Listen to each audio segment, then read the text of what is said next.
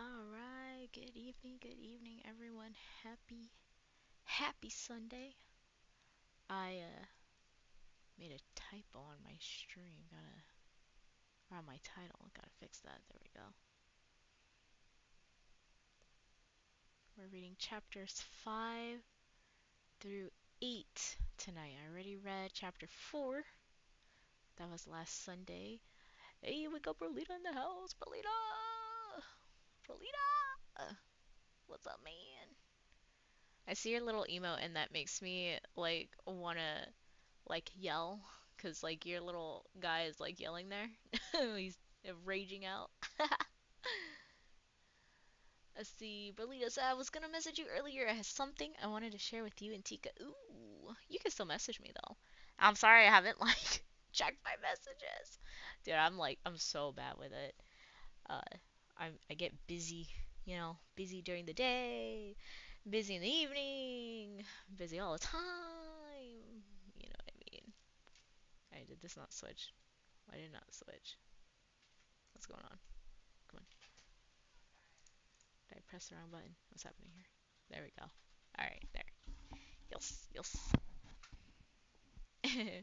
Oh, your little raging guy is your call sign. Yes, I do agree. Let's see, really. Well, if you're busy, perhaps it won't work. No, just message me about it, or you could type it in the chat. It's fine. Since I'm here already. You know what I mean? You caught me. You caught me. But I can make time. It's like you know how it is. You get like a long to-do list, and you gotta do the whole to-do list. You know what I'm saying?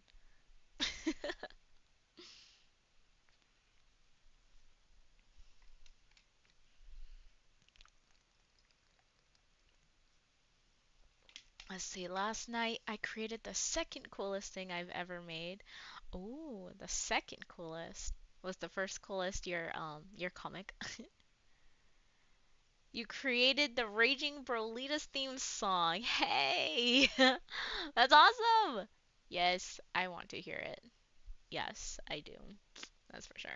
I saw that there's like AIs that can make songs out of, I mean, pretty much anything that you type, like lyrics or whatever. So I was thinking about using that, or I don't know, commissioning somebody or something. Are you gonna use it on your stream soon?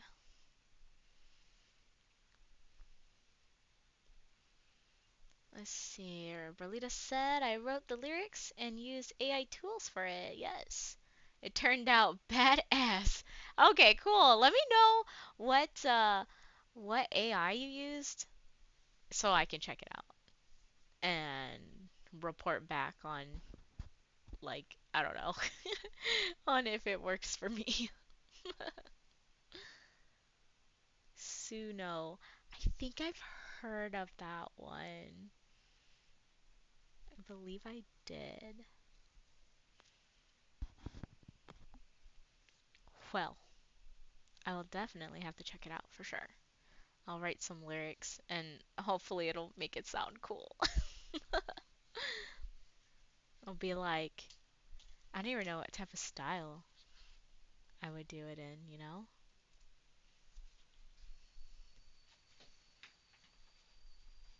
Let's see. Gotta adjust the lighting. Ah, my face. Ah. What do you want me to share the link? You could put it in Discord. You could put it in uh, the main channel, or you can DM me. It doesn't really matter. That way other people can use it, I suppose, if they would like.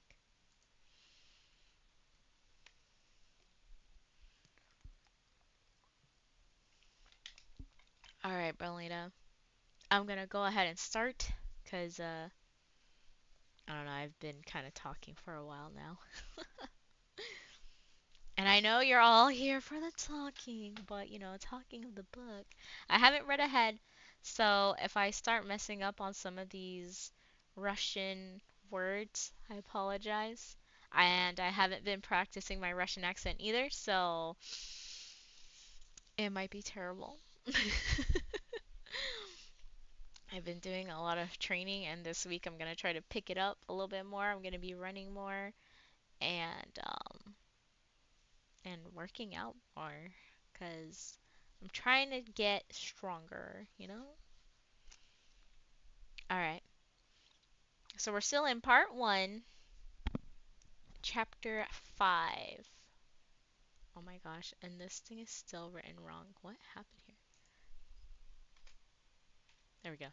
Chapter 5 through 8. There. Everything's fixed. Hopefully. Okay, chapter 5. Conspiratia. Conspiratia? I guess it's Russian. Starting off on the right foot here.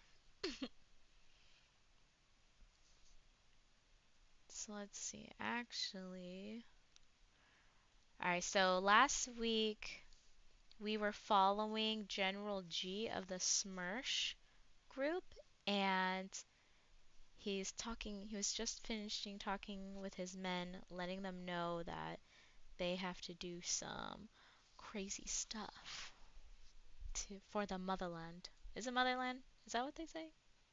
I don't know. They say something. All right. The mujiks had received the note.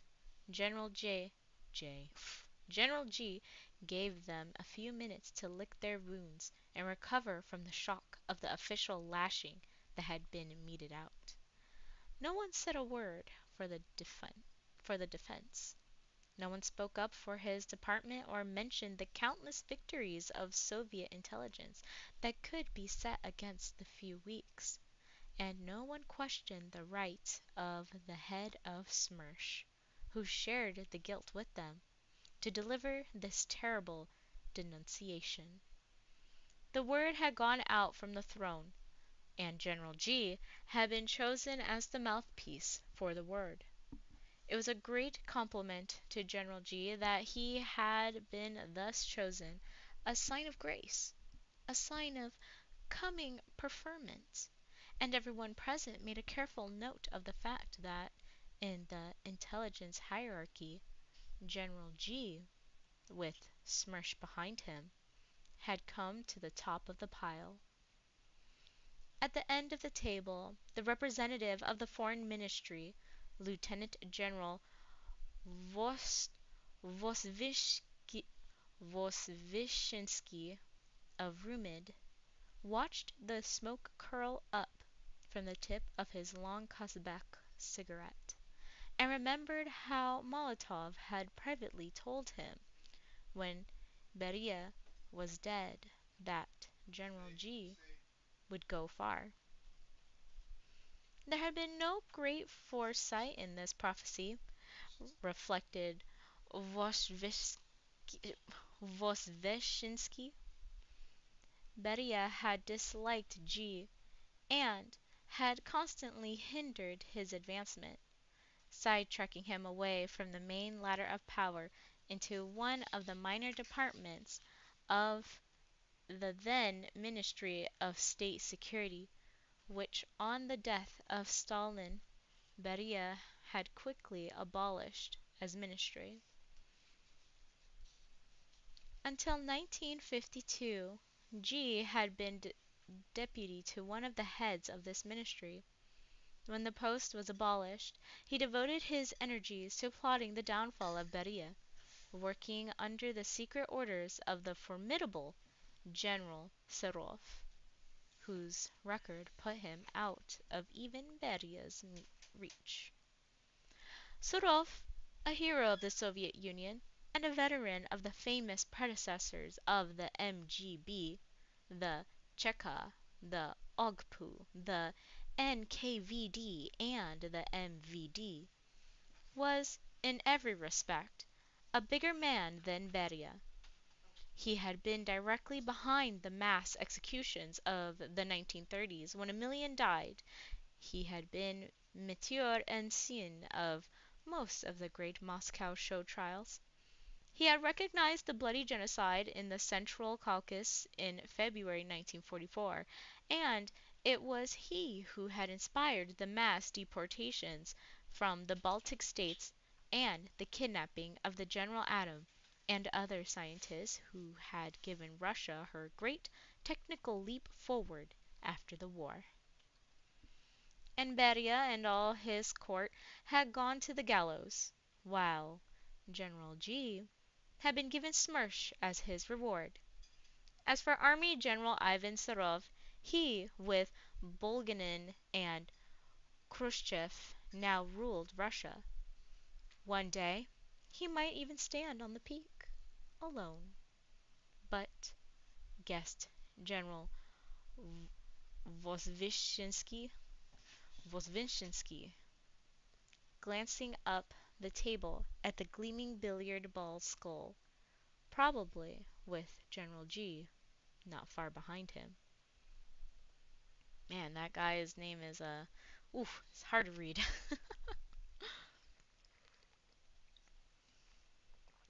Vozvinshinsky.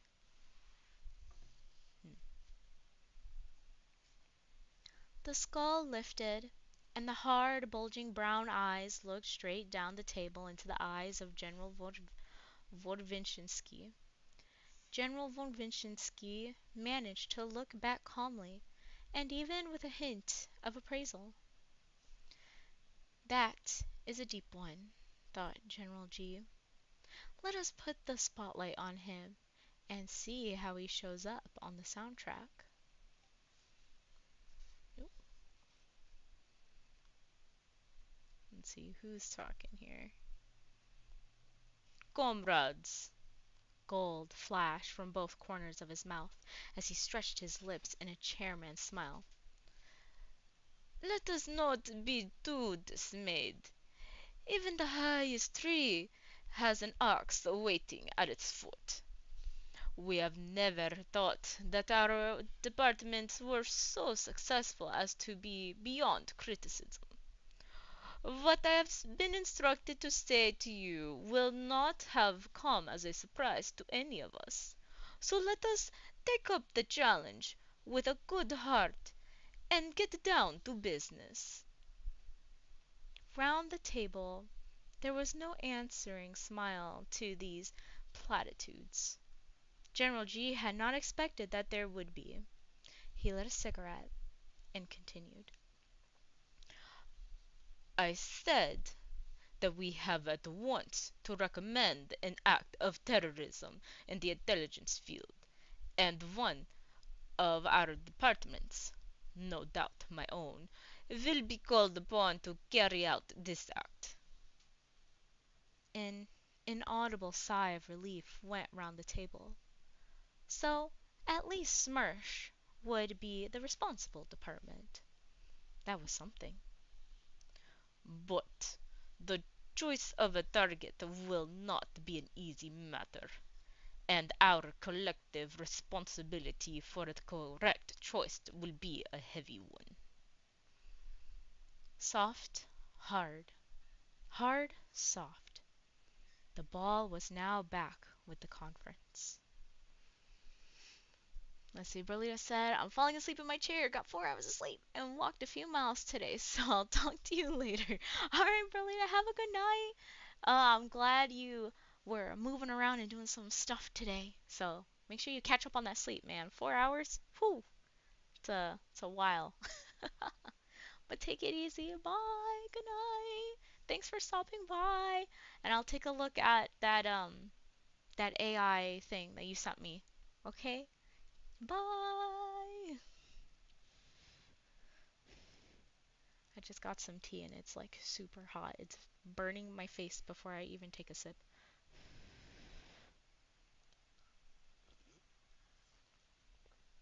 Ah, yes. My throat is on fire.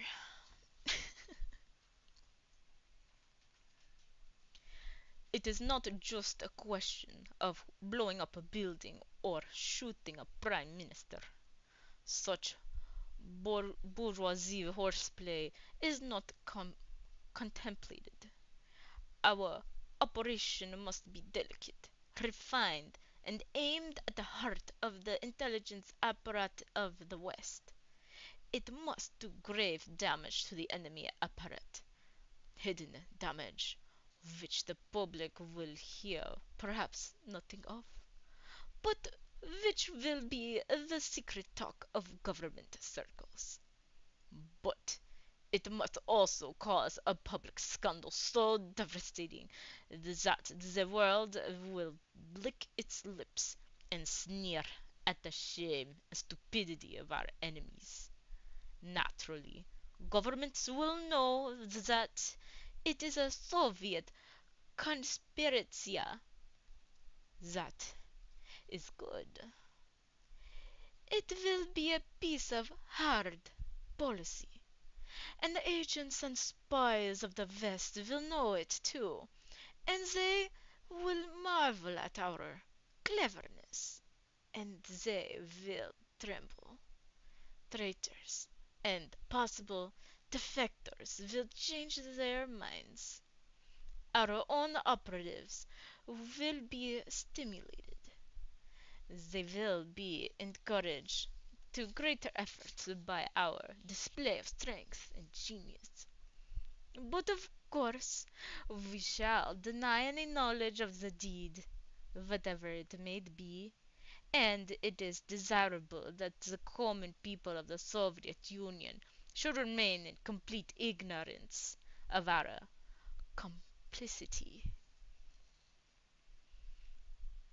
General G paused and looked down the table at the representative of Rumid, who again held his gaze impassively. And now to choose the organization that which we will strike, and then to decide on the specific target within that organization. Comrade Lieutenant General Vosvinsky, since you observe the foreign intelligence scene from a neutral standpoint. This was a jibe at the notorious jealousies that exist between the military intelligence of the GRU and the Secret Service of the MGB. Perhaps you would survey the field for us? We wish to have your opinion on the relative importance of the Western intelligence services. We will then choose the one which is the most dangerous and which we would most wish to damage. General G sat back in his tall chair. He rested his elbows on the arms and supported his chin on the interlaced fingers of his jointed hands, like a teacher preparing to listen to a long construe. General Vozvinsky was not dismayed by his task. He had been in intelligence, mostly abroad, for 30 years. He had served as a doorman at the Soviet embassy in London under Litvinov. He had worked with the TASS agency in New York and had then gone back to London to AMTOG, the Soviet trade organization. For 5 years he had been military attaché under the brilliant Madame Kollontai in the Stockholm embassy. He had helped train Sorge, the Soviet master spy, before Sorge? Sorge? Sorge?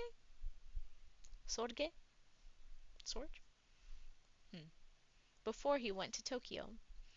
During the war, he had been for a while resident director in Switzerland, or Schmidlin, as it had been known in the spy jargon, and there he had helped sow the seeds of the sensationally successful but tragically misused Lucy network. He had even gone several times into Germany as a courier to the Rote Kapelle, and had narrowly escaped being cleaned up with it. And after the war, on transfer to the Foreign Ministry, he had been on the inside of the Burgess and McLean operation, and on countless other plots to penetrate the foreign ministries of the West. He was a professional spy to his fingertips, and he was perfectly prepared to put on a record his opinions of the rivals with whom he had been crossing swords all his life. The ADC at his side was less comfortable. He was nervous at Rumid being pinned down in this way, and without a full departmental briefing, he scourged his brain. Scoured? Sorry, scourge. He scoured his brain clear and sharpened his ears to catch every word.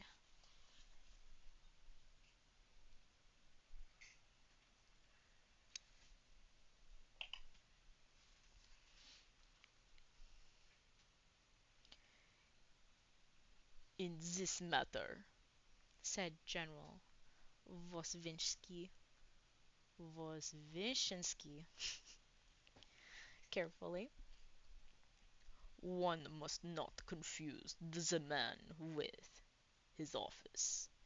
Every country has good spies, and it is not always the biggest countries that have the most or the best.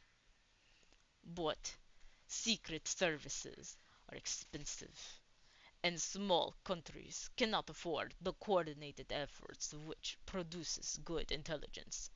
The forgery departments, the radio network, the record department, the digestive apparatus that evaluates and compares the reports of the agents.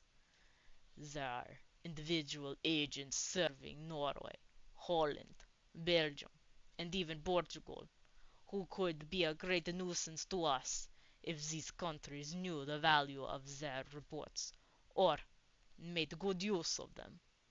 But they do not. Instead of passing their information on to the larger powers, they prefer to sit on it and feel important. So we need not worry with these smaller countries. He paused. Until we come to Sweden. There, they have been spying on us for centuries. They have always had better information on the Baltic than even Finland or Germany. They are dangerous. I would like to put a stop to their activities. General G interrupted. Comrade, they are always having spy scandals in Sweden. One more scandal would not make the world look up. Please, continue. Italy can be dismissed, went on General Vozvinsky. Rusted, what's up? The massage book. Hey, that was only for a few pages, Holy. Okay.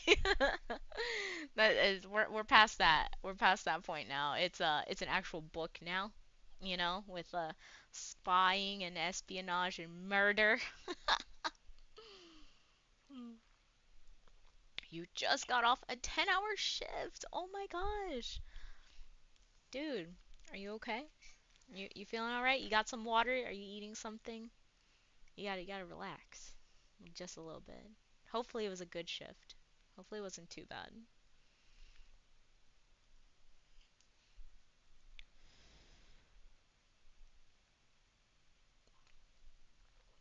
Was it pretty easy going? Hopefully. Oh, maybe not since it was a 10-hour shift. Oh my god.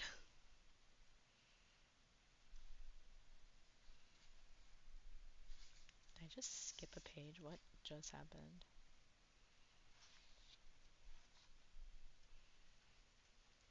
Let's see.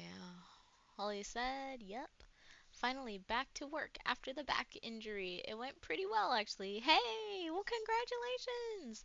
I'm glad that your back is feeling better. Did you have to get surgery for that? I can't remember. Um, I know Berlita had something going on with his back, and but I can't remember exactly what was going on with yours. But I'm glad it's good. You had surgery, yes. Okay. well, I take it was successful since you're, back to work, especially for a 10-hour shift. My goodness. I'm glad that everything is okay. That's something to be thankful for. Let's see. Took a third of the disc and had some bone edge, etc. Oh my gosh. Well, I'm glad you got that all fixed, man, 'cause that that back stuff, it's pretty bad. It's been a very long time coming. Yeah, I mean, I guess with any type of back injury, it always feels like it's a very, very long time.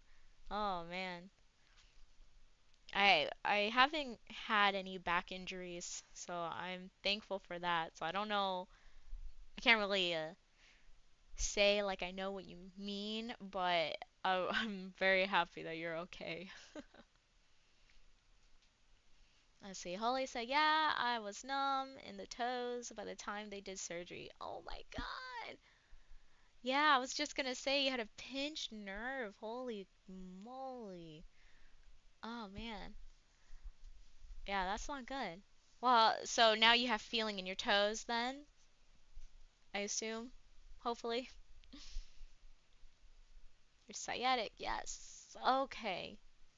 Alright, well, at least, at least your nerve wasn't permanently damaged or anything. You are able to have feeling in your toes again. And it must be weird going from like feeling nothing and then now you can feel everything in your feet. Was it like, did it kind of feel like as if your foot fell asleep or something when, like after the surgery or like even before you had the surgery, did it feel like your foot was asleep and it was like tingly or did you just absolutely feel nothing?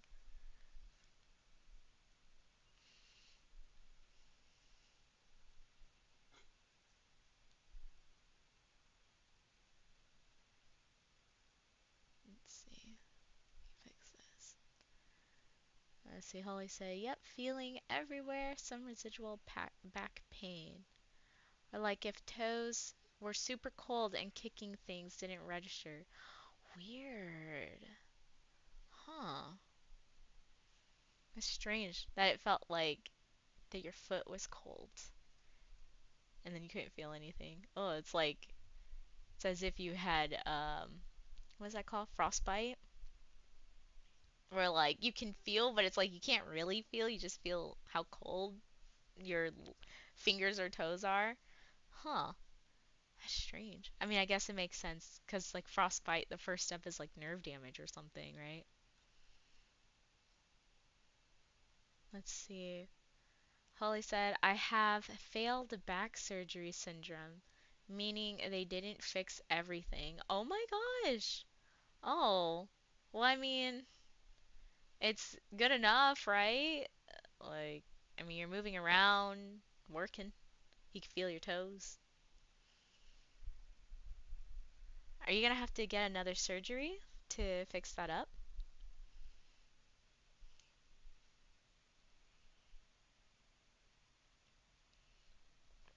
Good enough to not limp anymore. Hey! And that's what matters. I'm glad. Oh my gosh. That's good. That's really good. Yeah, I'm really happy for you, man. I can't even imagine having something like that or having to deal with something like that. I won't need another surgery unless the nerve gets pinched again. Hell yeah. Well, don't pinch that nerve, okay? Ice your back, or what's the other one? Or heat it up, whichever one it is that helps you, you know? Wear like your little back support if you're supposed to, you know? Lie down flat on your bed, you know? Let's see, workers' comp system absolutely sucks. Dude, I know. I know. It takes years. Did your thing take years for them to approve it? The surgery and stuff? I'm assuming you went to court and whatnot for it.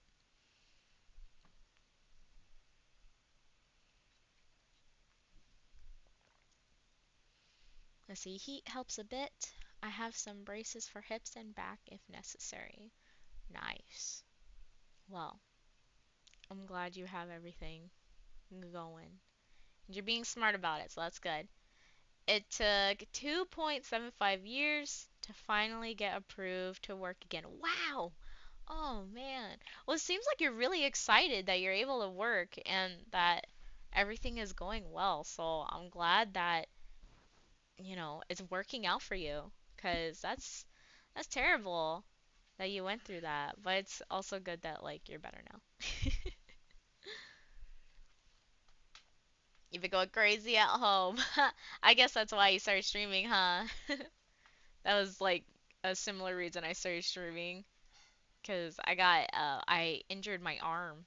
Uh, I fell and I kind of busted my arm a little bit. It didn't break or anything, but it was sprained really bad. And streaming and playing video games actually helped my I guess yeah, it would be my nerves. It helped my nerves and tendons heal up because I had to like constantly press the buttons of like my controller and stuff.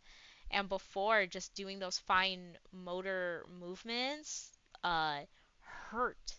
It hurt a lot. Like I had to ice my arm and my hand every day, or sometimes I had to heat it up, and it was it was a rough recovery for a bit. It took me like a year and a half, 2 years to recover. That was crazy.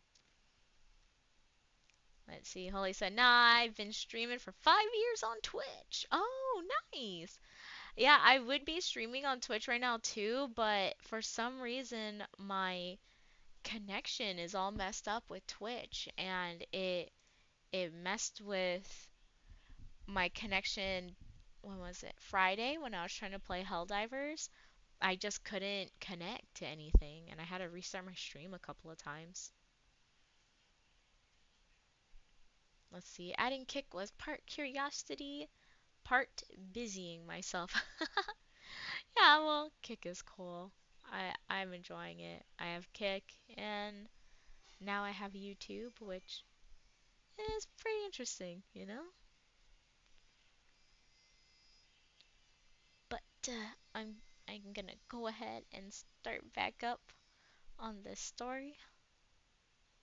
Let's see. Holly said Kick had bad connection recently, and on Twitter they said to change keyframe interval on OBS to 2. Huh. Interesting. I'll have to take a look at that. I don't. Is that like the bit rate, the keyframe interval? Let me see. Settings.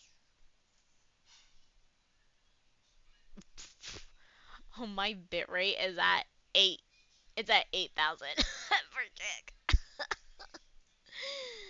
And for not Twitch, for YouTube. Let's see. No, it's like the gap almost buffer. Oh.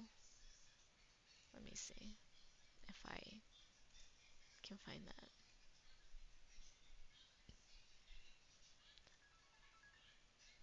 Keyframe. I don't see that on mine. Maybe I have to look somewhere else for it. That's fine.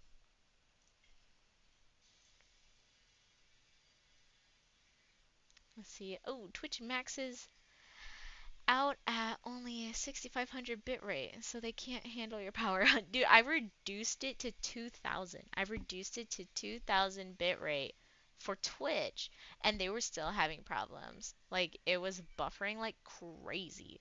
So, you know, it's whatever. I figure, I guess it's just time for me to leave Twitch. They hate me. They're like, oh, you don't want to be affiliate anymore. How are we supposed to steal your data? Or whatever. So, they shadow banned me. I'm shadow banned on YouTube also now. Like, you have to type in my name, like, exactly for me to pop up, and it sucks. Let's see, you've been at 3,500 on Twitch for a long time until lately. all the shadow bans. What did you do? I don't know. It's probably because I play games and read books where men are men and not girly men. Only besides read 1984. I know, right? I have 1984 just saved up on my Twitch, you know? That way people can read it, you know, or listen to it rather. Yeah, no soy boys. Rip. Yeah, see, that's like the one video that I have on YouTube. Hey, that's a good video. Come on now. That's a banger. Oh my gosh. Oh man, I hear my puppies fighting at the door. All right, let me go ahead. Let's see, Holly, I'm too old. We didn't get to have feelings back in my day. Back in my day, we didn't have feelings. Back in my day, we knew how to take a joke. End of an era.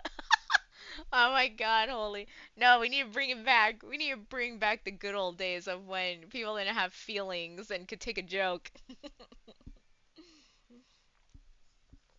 Oh man. Nah, it's funny, man.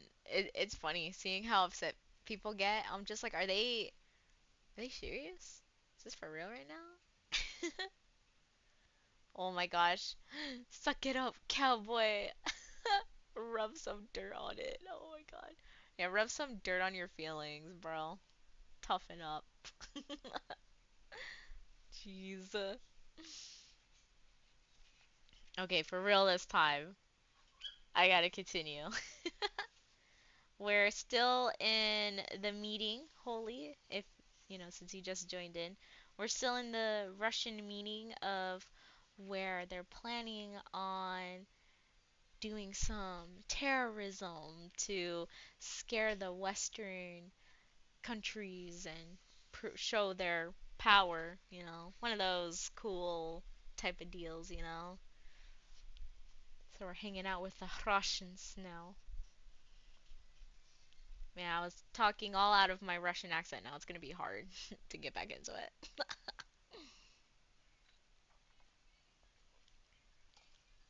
And this general has like the world's longest, weirdest name. General Vodzvinshinsky. Vodzvinshinsky. That's how you say it. I think. It's fine.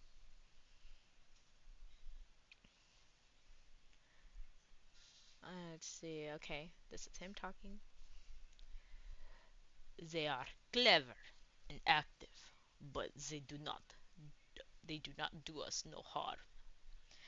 They are only interested in their own backyard, the Mediterranean. The same can be said of Spain, except that their counterintelligence is a great hindrance to the party. We have lost many good men to these fascists, but to mount an operation against them would probably cost us more men, and little will be achieved. They are yet ripe for revulsion.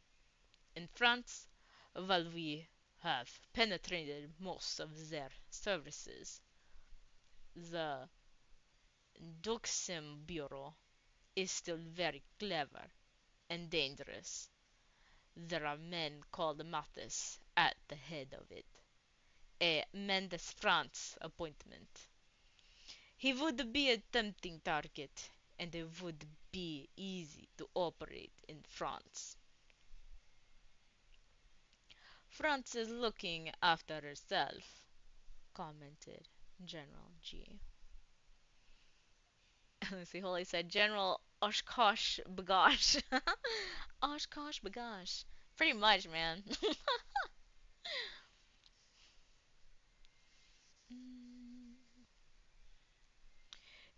England is another matter altogether.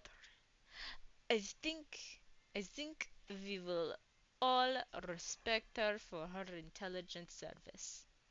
General Vosvinsky looked round the table. There were grudging nods from everyone present, including General G. Their security service is excellent. England, being an island, has great security advantages, and their so-called M what is that? M1 M1? What is that?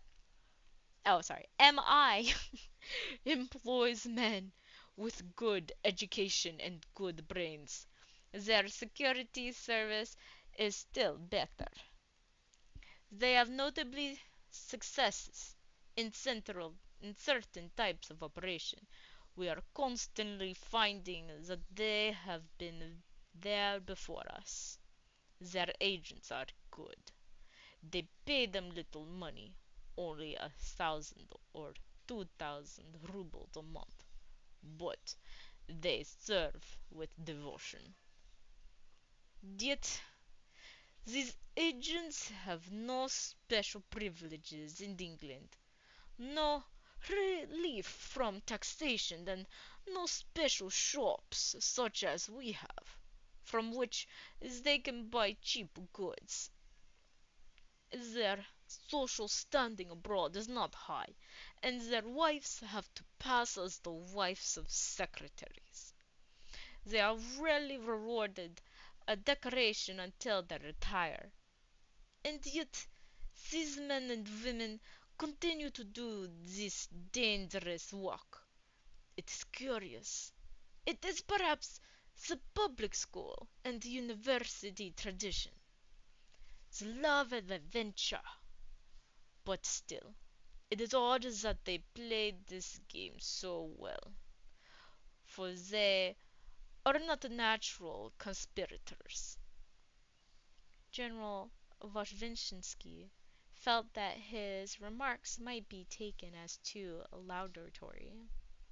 He hastily qualified them. Of course, most of their strength lies in the myth of Scotland Yard, of Sherlock Holmes, of the Secret Service. We certainly have nothing to fear from these gentlemen. But this myth is a hindrance which it would be good to set aside.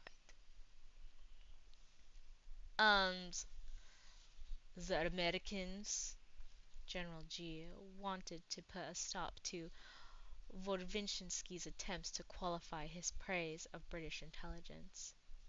One day, that bit about the public school and university tradition would sound well in court. Next, hoped General G, he will be saying that the Pentagon is stronger than the Kremlin. The Americans have the biggest and richest service among our enemies. Technically, in such matters as radio and weapons and equipment, they are the best, but they have no understanding for the work. They get enthusiastic about some Balkan spy who says he has a secret army in Ukraine. They load him with money with which to buy boots for his army. Of course, he goes at once to Paris and spends the money on women. Americans try to do everything with money. Good spies will not work for money alone, only bad ones, of which the Americans have several divisions. They have successes, comrade, said General G silkily. Perhaps you underestimate them? General Vodvinsky shrugged. They must have successes, comrade general. You cannot sow a million seeds without reaping one potato. Personally, I do not think the Americans need engage the attention of this conference. The head of Rumid sat back in his chair and stolidly took out his cigarette case. A very interesting exposition, said General G coldly. Comrade General Slavin. General Slavin of the GRU, or GRU, had no intention of committing himself on behalf of the General Staff of the Army.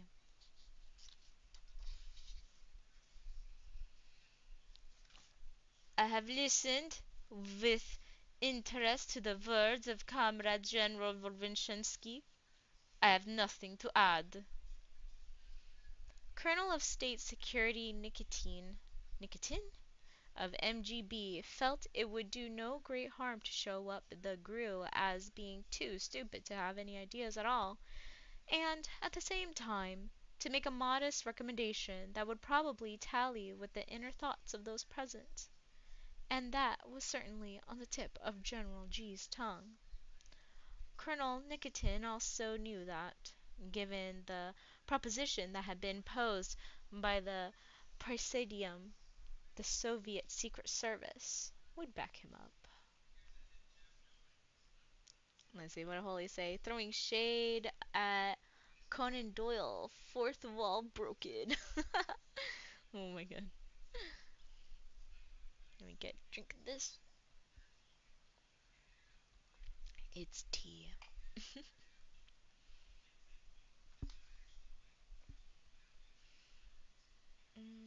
Let's see. I recommend the English Secret Service as the object of terrorist action, he said decisively. The devil knows my apartment hardly finds them a worthy adversary, but they are the best of an indifferent lot. General G was annoyed by the authority in the man's voice, and by having his thunder stolen, for he also had intended to sum up in favor of an operation against the British. He tapped his lighter softly on the desk to reimpose his chairmanship. Is it agreed then, comrades? An act of terrorism against the British Secret Service? There were careful, slow nods all round the table. I agree. And now for the target within that organization. I remember Comrade General Vorvinshinsky saying something about a myth upon which much of the alleged strength of the Secret Service depends on. How can we help? Oh yeah, it's with the H, huh? How can we help to destroy the myth and thus strike at the very motive force of this organization? Where does this myth reside? We cannot destroy all its personnel at one blow. Does it reside in the head? Who is the head of the British Secret Service? Colonel Nikitin's aide whispered in his ear. Colonel Nikitin decided that this was a question he could and perhaps should answer. He is an admiral. He is known by the letter M. We have a zapiska on him, but it contains little.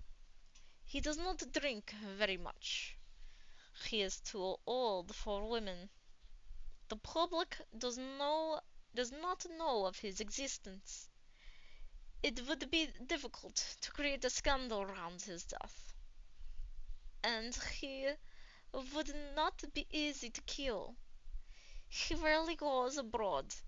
To shoot him in London street would not be very refined. There is much in what you say, comrade, said General G. But we are here to find a target who will fulfill our requirements. Have they no one who is a hero in the organization? Someone who is admired and whose ignominious destruction would cause dismay? Myths are built on heroic deeds and heroic people. Have they no such men? There was silence round the table, while Everyone searched his memory. So many names to remember. So many dossiers. So many operations going on every day all over the world. Who was there in the British Secret Service? Who was that man who... It was Colonel Nicotin of the MGB who broke the embarrassed silence. He said hesitantly, "There is a man called Bond."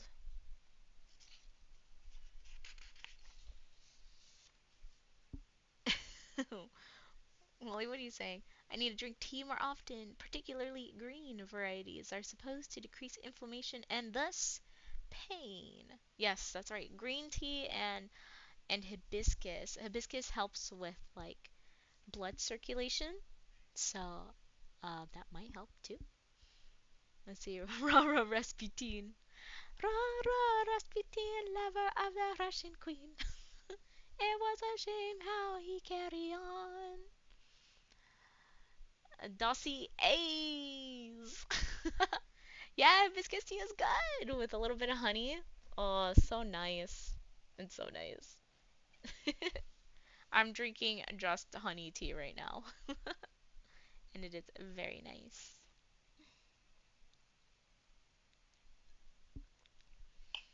Okay, now we are in chapter 6. Let's see. Have you had it dried like fruit almost? No. Like to eat it? The hibiscus? I'm a little confused.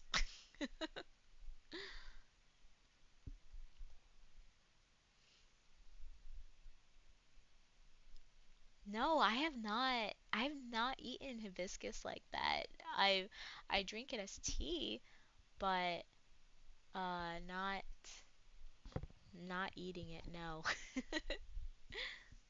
That sounds like it tastes pretty good though. I mean, I guess you could just eat it. They're just petals, you know.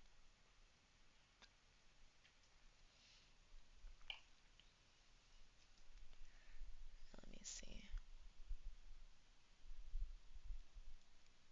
I got some type of notification here. There we go. Like craisins but full of flowers. Actually sounds really good.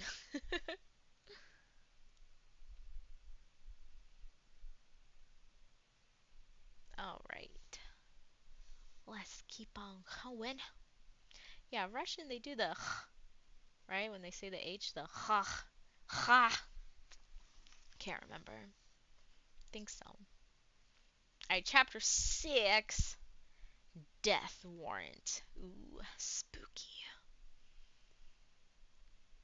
I guess this is a curse word, the way that it's spelled out over here. It's like they put like little stars in it, like the little asterisks. So it's like Y asterisk B asterisk asterisk NNA. So I don't know. Yabna Yabana Yabanamat. It's like bleeped out all that. Let me look this up. I have to see what he's actually trying to say here. I guess I probably have to spell it with the little asterisk, huh?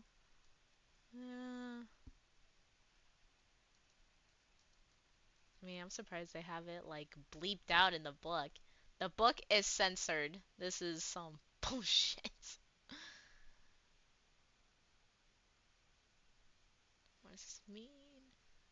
What does it mean? Okay, hold on. Russian word, I guess. I don't know.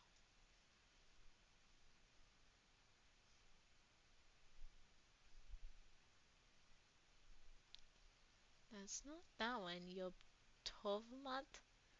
Fuck your mother. Oops. My bad. I didn't mean to say that. my god. Mm. Alright, let's see. Maybe we can guess the words, the syllables that are missing here, that are bleeped out.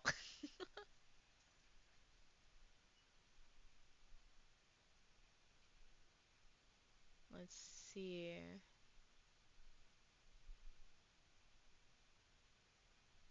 So just saying the word mot means, I guess, it's like saying the F word. It's like saying fuck. Maybe he's saying something like motherfucker.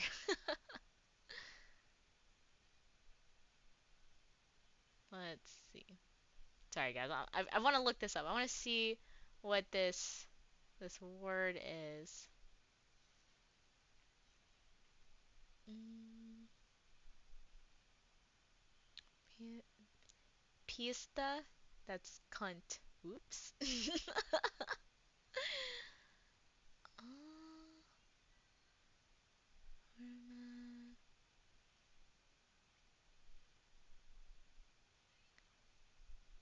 Dude, some of these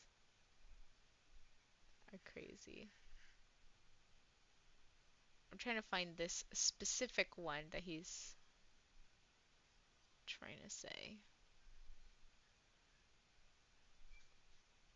So, I guess he's, yeah, pretty much saying like motherfucker.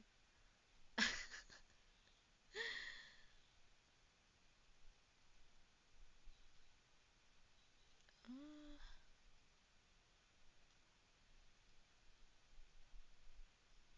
I can't find the exact word. Would you say rested?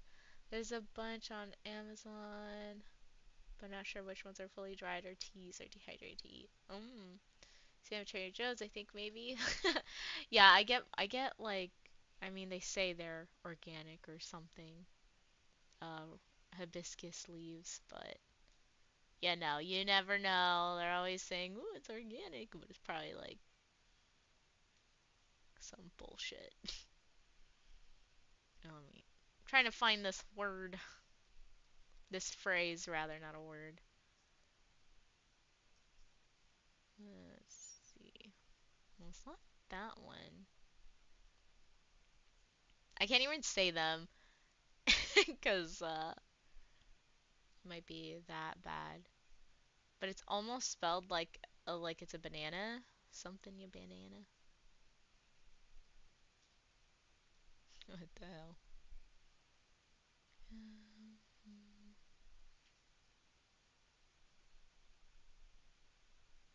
Damn. Maybe it's so bad that I can't even find it on the internet. It's that bad. Here, I'll put it in the chat for you. Holy. There. It's that. That's how it's spelled in the book.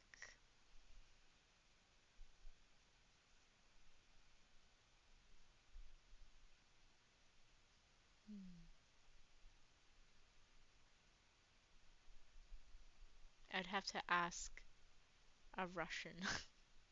I'd have to ask a Russian what word this is that they have bleeped out. Oh man.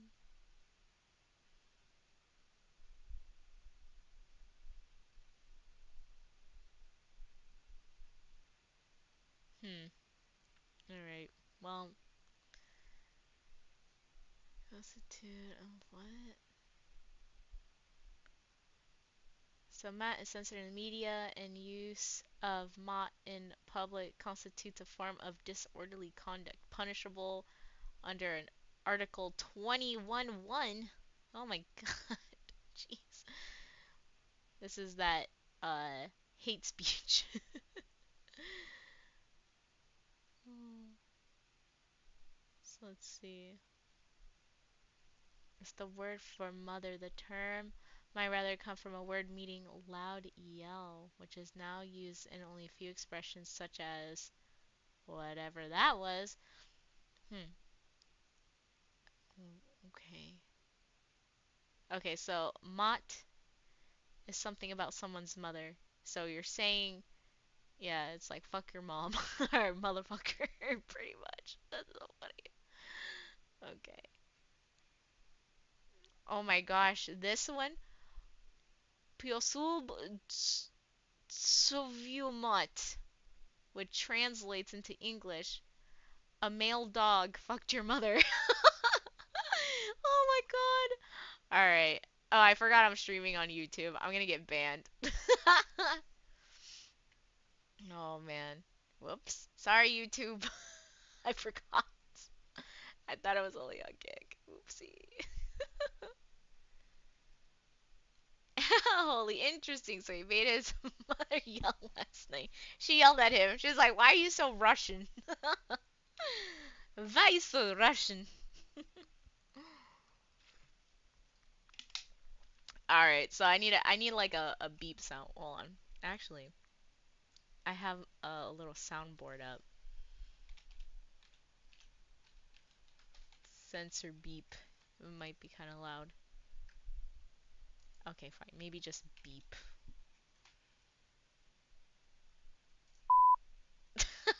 Was that too loud? No? Alright, so here we go. Ya Matt. Was that good? The gross obscenity was a favorite with General G. His hand slapped down on the desk.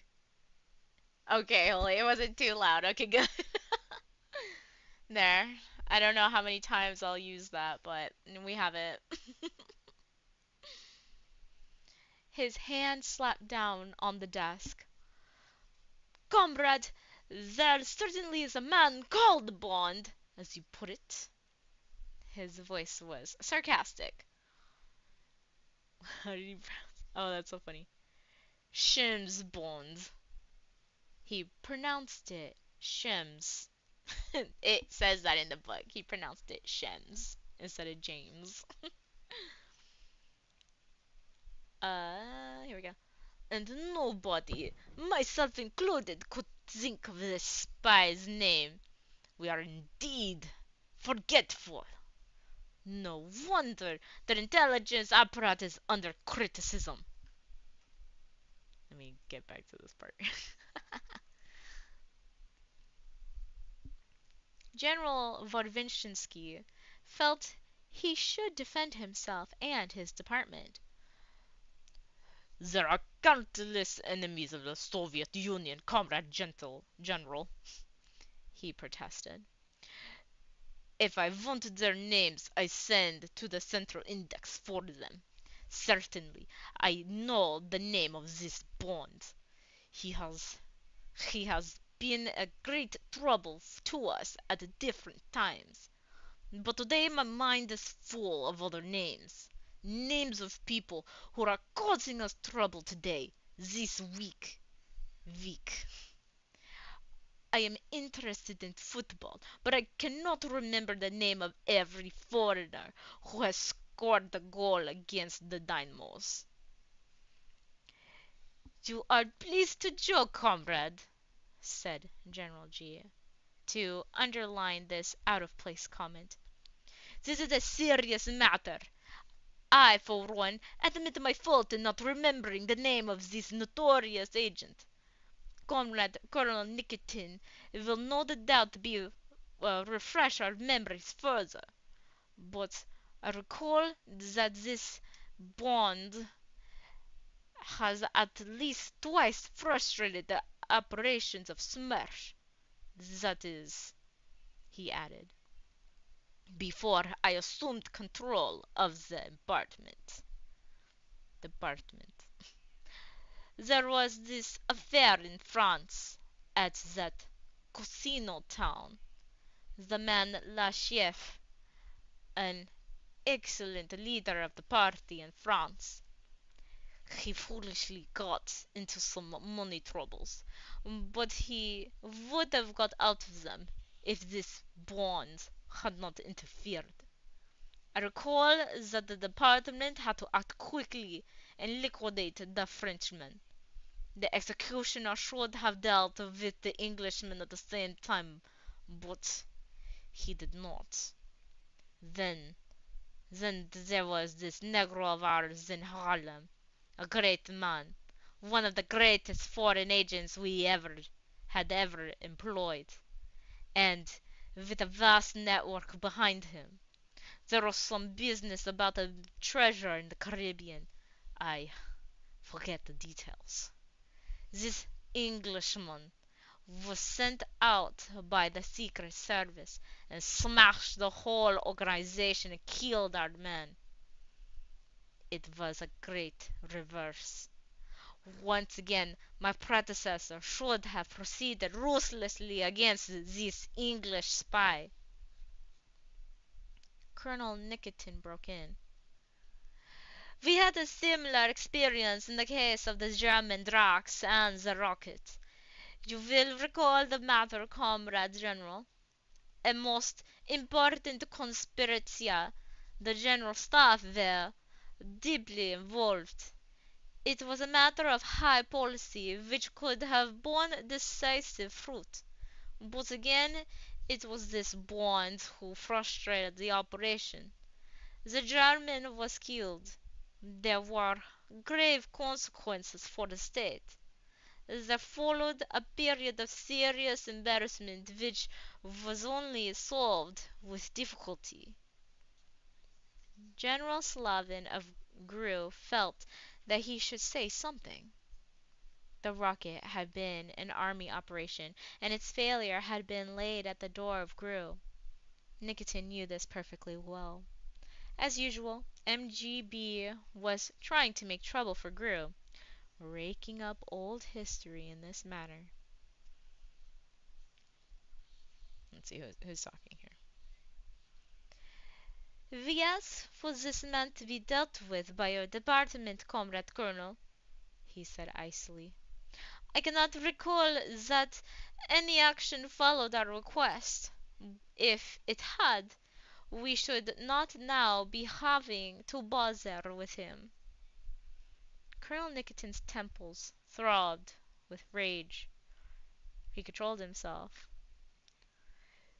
With due respect, Comrade General, he said in a loud, sarcastic voice, the request of GRU was not confirmed by higher authority. Further embarrassment with England. Oh, the pages are stuck together. Further embarrassment with England was not desired. Perhaps that detail has slipped your memory? In any case, if such a request had reached MGB, it would have been referred to SMERSH for action.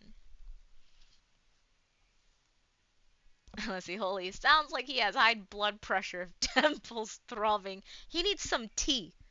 Yeah, he needs some tea, for the circulation. That hibiscus tea to bring down that blood pressure, man. Yeah, he must be seriously pissed. Chamomile, there you go.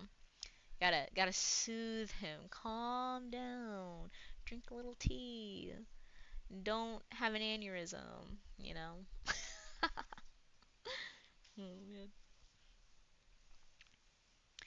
My department received no such request, said General G sharply.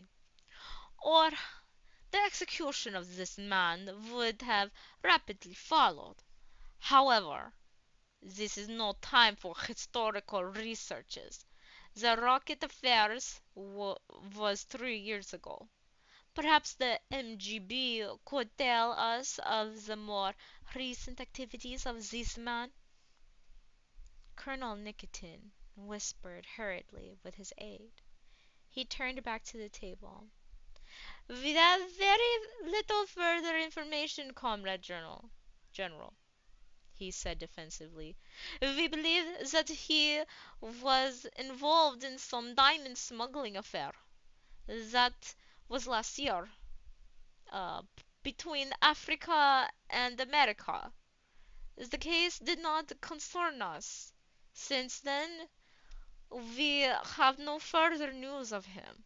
Perhaps there is more recent information on this file. General G nodded. He picked up the receiver of the telephone nearest to him. This was the so-called Commandant Telephone of the MGB. All lines were direct, and there was no central switchboard. He dialed a number. Uh, oh my god, they want me to say that word? Okay. Central Index, here General Grubozaboyskov. Skyvkov. Gruboy za Grubozaboyskikov. The Zapiska of Bond. English spy. Emergency. He listened for the immediate "At once, Comrade General," and put back the receiver. He looked down the table with authority. "Comrades, from many points of view, this spy sounds an appropriate target. He appears to be a dangerous enemy of the state. His liquidation will be of benefit to all departments in our intelligence apparatus.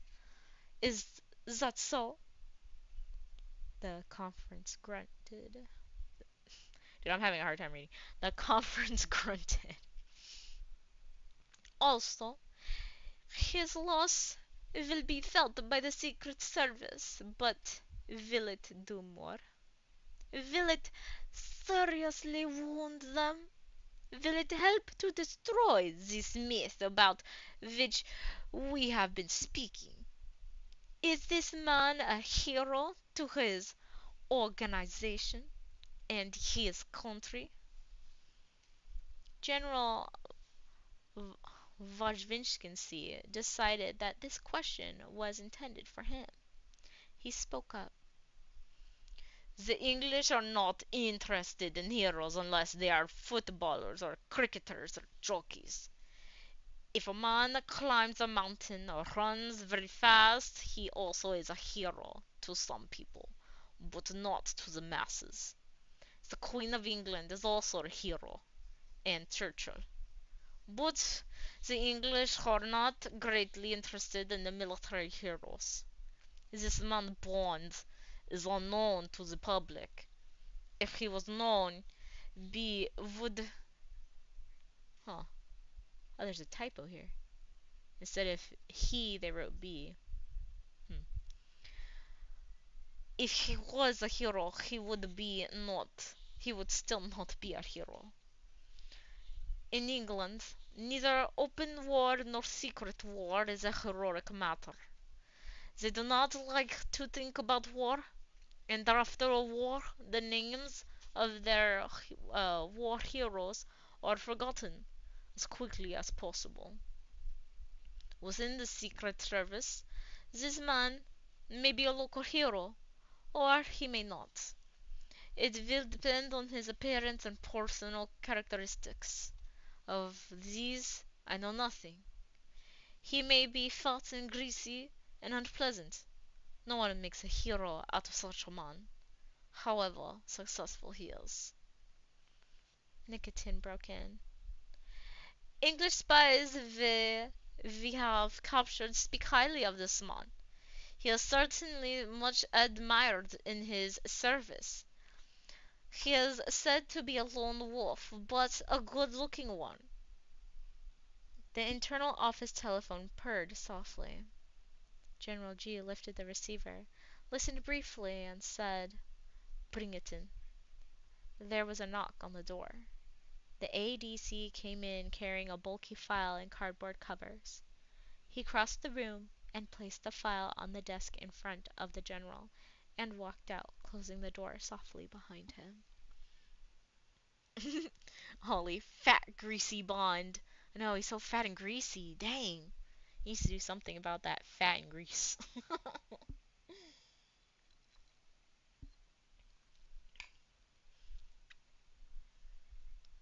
Let's see. The file had a shiny black cover. A thick white stripe ran diagonally across it from a top right-hand corner to bottom left. In the top left-hand space, there were the letters SS in white, and under them, Sovrsheno Sekretno. Okay. The equivalent of top secret. Across the center was neatly painted in white letters James Bond, and underneath Ingleski Spion. I guess that translates to English spy. And rusted. Need to bread him like chicken. We're gonna coat him in bread and fry him. Eat that greasy bond. Good. General G opened the file and oh, English espionage. See, Rusted, you know what it says. There was no translation in the book. I was guessing. Finger licking bond. Oh my god. General G opened the file and took out a large envelope containing photographs, which he emptied onto the glass surface of the desk. He picked them up one by one. Oh, excuse me. He looked closely at them, sometimes through a magnifying glass, which he took out of a drawer and passed them across the desk to Nikitin, who glanced at them and handed them on. Is it Nikitin? Nikitin? Hmm. The first was dated 1946. It showed a dark young man sitting at a table outside a sunlit cafe. There was a tall glass beside him on the table and a soda water siphon. The right forearm rested on the table, and there was a cigarette between the fingers of the right hand that hung negligently down from the edge of the table. The legs were crossed in that attitude that only an Englishman adopts, with the right ankle resting on the left knee, and the left hand grasping the ankle. It was a careless pose. The man didn't know that he was being photographed from a point about 20 feet away. The next was dated 1950. It was a face and shoulders, blurred, but of the same man. It was a close-up, and Bond was looking with careful, narrowed eyes at something, probably the photographer's face, just above the lens. A miniature buttonhole camera, guessed General G. The third was from 1951, taken from the left flank, quite close. It showed the same man in a dark suit, without a hat, walking down a wide, empty street. He was passing a shuttered shop whose sign said, uh, char- char- charcuterie? He looked as if he was going somewhere urgently. The clean-cut profile was pointing straight ahead, and the crook of the right elbow suggested that his right hand was in the pocket of his coat. General G reflected that it was probably taken from a car. He thought that the decisive look of the man, and the purposeful slant of his striding figure looked dangerous, as if he was making quickly for something bad that was happening further down the street. The fourth and last photograph was marked Pass, 1953. The corner of the royal seal and the letters Reign Office in the segment of a circle showed in the bottom right-hand corner. The photograph, which had been blown up to cabinet size, must have been made at a frontier or by the concierge of a hotel when Bond had surrendered his passport. General G carefully went over the face with his magnifying glass. It was a dark, clean-cut face, with a 3-inch scar showing whitely down the sunburnt skin of the right cheek. The eyes were wide and level under straight, rather long black brows. The hair was black, parted on the left, and carelessly brushed so that a thick black coma fell down over the right eyebrow. Coma? Comma? That, that looks like it says comma. Hmm. I guess like they're describing the curve of the hair. The longest straight nose ran down to a short upper lip, below which was a wide and finely drawn but cruel mouth. The line of the jaw was straight and firm. A section of dark suit, white shirt, and black knitted tie completed the picture. Let's see. Nicotine. I know they have Nicholas in Russia because a czar was named that. A charcuterie. Is that the word? Let me look at yeah, charcuterie is like cheese and salami slices on a tray and some crackers possibly, maybe some olives and such. Yeah, I think that's how you're supposed to pronounce it. Like, cuz I know what is this in France? They have places like that where it's literally just a shop of those things. I'm pretty sure that's how it's pronounced. I just, for the life of me, couldn't like read it. Charcuterie. I don't know, man. There's too many languages in this book. We got Russian, French, English. You know, hard languages. But for that nicotine. So it's spelled like this: Nikiti. Nicotine. French spellings are a whole lot of vowels. Yeah, you're right, Holy.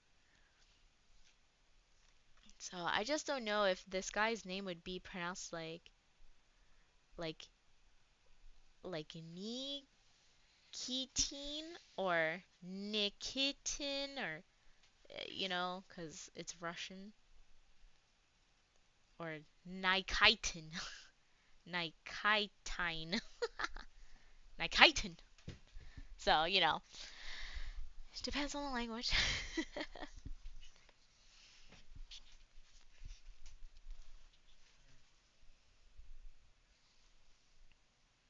So let's see. Nikitin. Okay, Nikitin. Alright. I'll keep that in mind. Because they keep freaking popping up his name 100 friggin' times in here. Eyes are an E sound in Russia. Oh, okay. Nikitin. Crazy. Thank you, Holy. Appreciate it. Like I said, I haven't been practicing my Russian accent since the last time we read, so my bad. General G held the photograph out at arm's length. Decision, authority, ruthlessness. These qualities he could see. He didn't care what else went on inside the man. He passed the photograph down the table and turned to the file, glancing rapidly down each page and flipping briskly on to the next. The photographs came back to him. He kept his place with a finger and looked briefly up. "He looks a nasty customer," he said grimly. "His story confirms it. I will read out some extracts. Then we must decide. It is getting late." He turned back to the first page and began to rattle off the points that struck him. First name, James. Height, 183 centimeters. Weight, 76 kilograms. Slim build. Eyes blue. Hair black. Scar down the right cheek and on left shoulder. Signs of plastic surgery on the back of right hand. See Appendix A. all-round athletic, expert pistol shot, boxer, knife thrower, does not use disguises, languages, French and German, smokes heavily, NB special cigarettes with 3 gold bonds, vices, drink, but not to excess, and women, not thought to accept bribes. General G skipped a page and went on. This man is invariably armed with a .25 Beretta automatic carried in a holster under his left arm. Magazine holds 8 rounds. Has been known to carry a knife strapped to his left forearm. Has used steel-cupped shoes. Knows the basic holds of judo. In general, fights with tenacity and has a high tolerance of pain. See Appendix B. General G General G riffled through more pages, giving extracts from agents' reports from which this data was drawn. He came to the left page before the appendices, which gave details of the cases on which Bond had been encountered. He ran his eye to the bottom and read out: Conclusion: This man is a dangerous professional terrorist and spy. He has worked for the British Secret Service since 1938, and now see Heisman file of December 1950 holds the secret number 007. In that service, the double O numeral signify an agent who has killed and who is privileged to kill on active service. There are believed to be only 2 other British agents with this authority.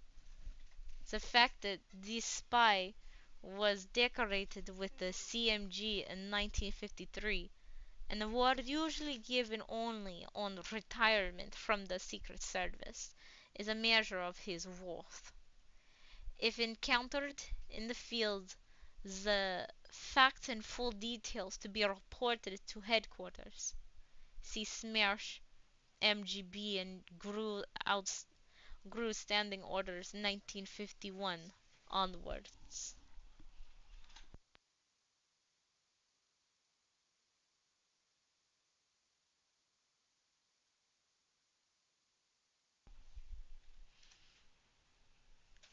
Let's see. Holly said, like, Vladimir. Mirror. Vladimir. I was trying to do a Cockney accent during ukulele stream. It was very bad. Been on Kick a year now, so I made it kind of a celebration, but not. Hey! Congratulations on being on Kick for a year. I don't know when I started on Kick. I think it's been over a year too.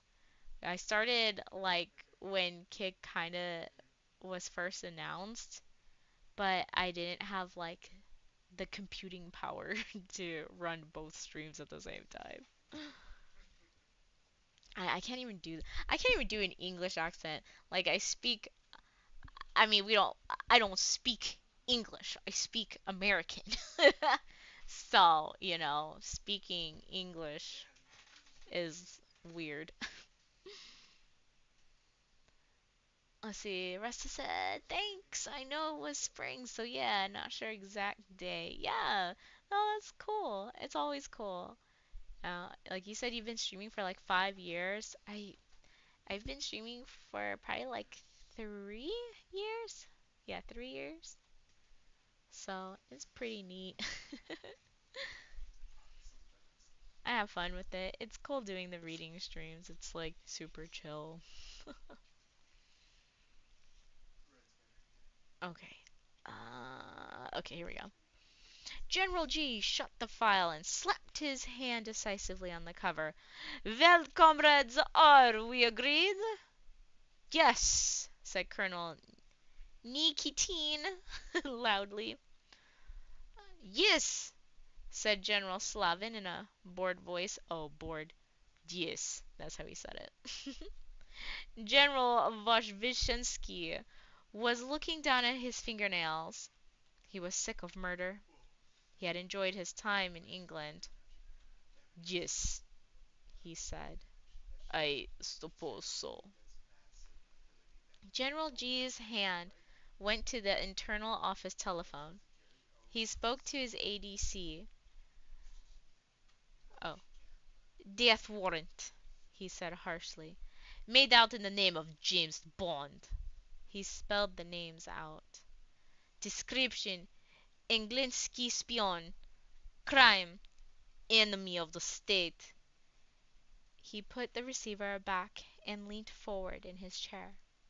And now it will be a question of devising an appropriate conspiracia, and one that cannot fail. He smiled grimly. We cannot have another of those Koklov affairs. The door opened, and the ADC came in carrying a bright yellow sheet of paper.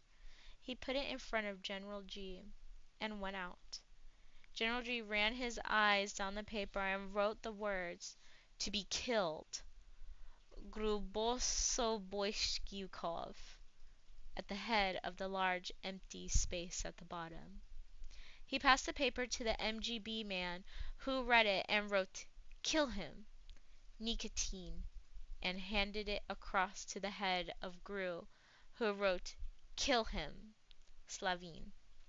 One of the ADCs passed the paper to the plain-clothes man sitting beside the representative of Rumid. The man put it in front of General Vozhvinsky and handed him a pen. General Vozhvinsky read the paper carefully. He raised his eyes slowly to those of General G, who was watching him, and, without looking down, scribbled the "Kill him," more or less, under the other signatures, and scrawled his name after it. Then he took his hands away from the paper and got to his feet. "If that is all, Comrade General."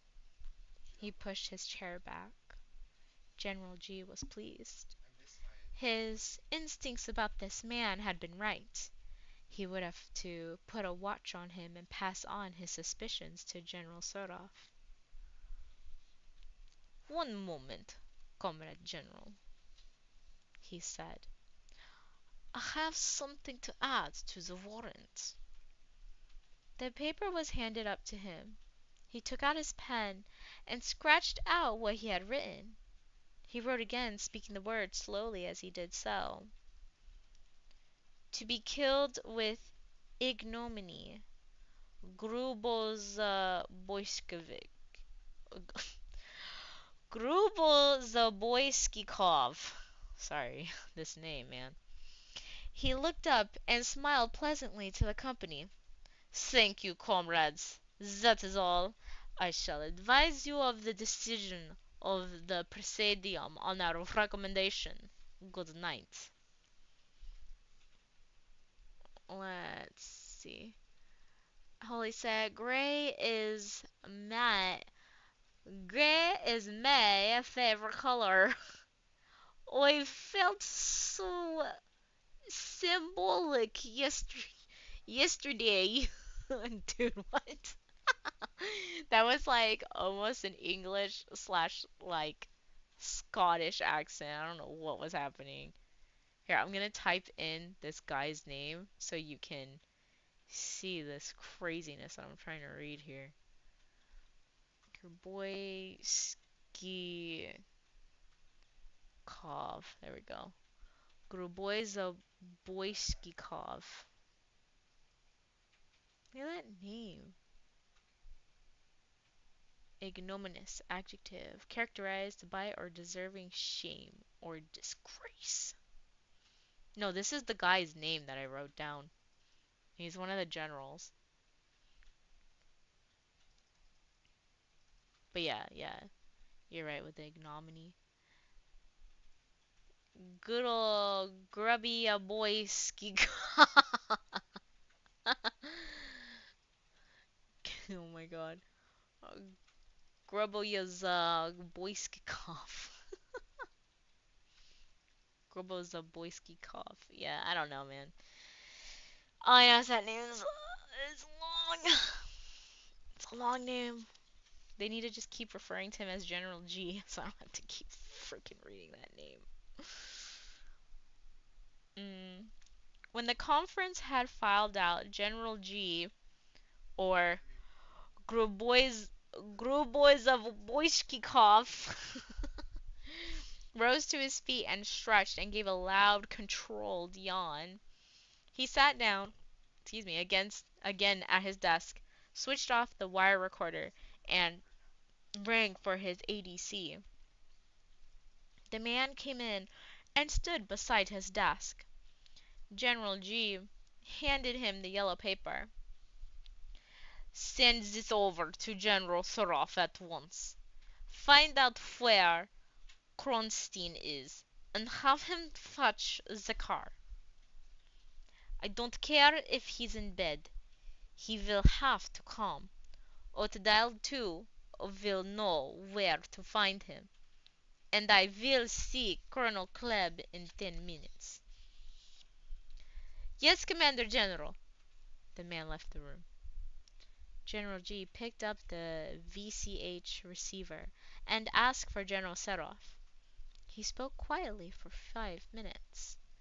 At the end he concluded, and I am now about to give the task to Colonel Klebb and the planner, Kronstein. We will discuss the outlines of a suitable conspiratia, and they will give me detailed proposals tomorrow. Is that an order, Comrade General? Yes, came the quiet voice of General Sorov in the high presidium. Kill him, but let it be excellently accomplished. The presidium will ratify the decision in the morning. The line went dead. The inter-office telephone rang. General G said, "Yes," into the receiver, and put it back. A moment later, the ADC opened the big door and stood in the entrance. Comrade Colonel Klebb," he announced. A toad-like figure in an olive-green uniform, which bore the single red ribbon of the Order of Lenin, came into the room and walked with quick, short steps over to the desk. General G looked up and waved to the nearest chair at the conference table. "Good evening, comrade." The squat face split into a into a sugary smile. "Good evening, Comrade General." The head of Otdial II, the department of SMERSH, in charge of operations and executions, hit oh, it's a woman. My bad. Hitched up her skirts and sat down. Oops, I'll give her a more feminine voice. Ollie said General G should be a rapper name. Yo, I'm a rapper General G.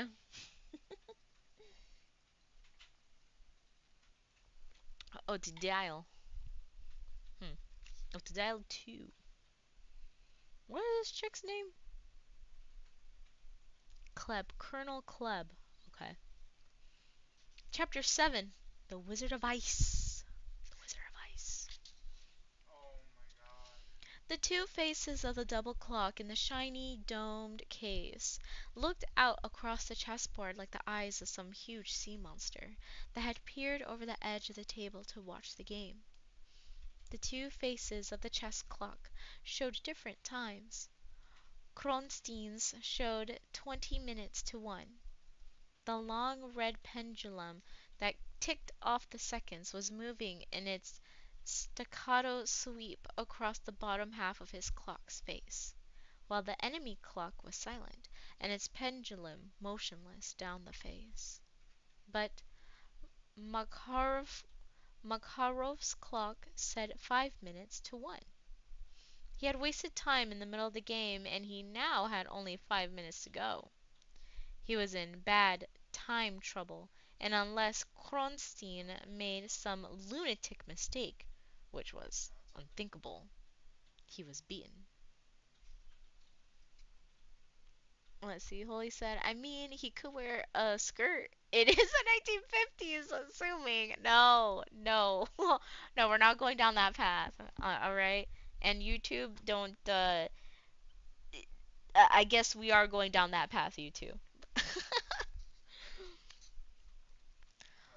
Kronstein sat motionless and erect, as malevolent, inscrutable as a parrot.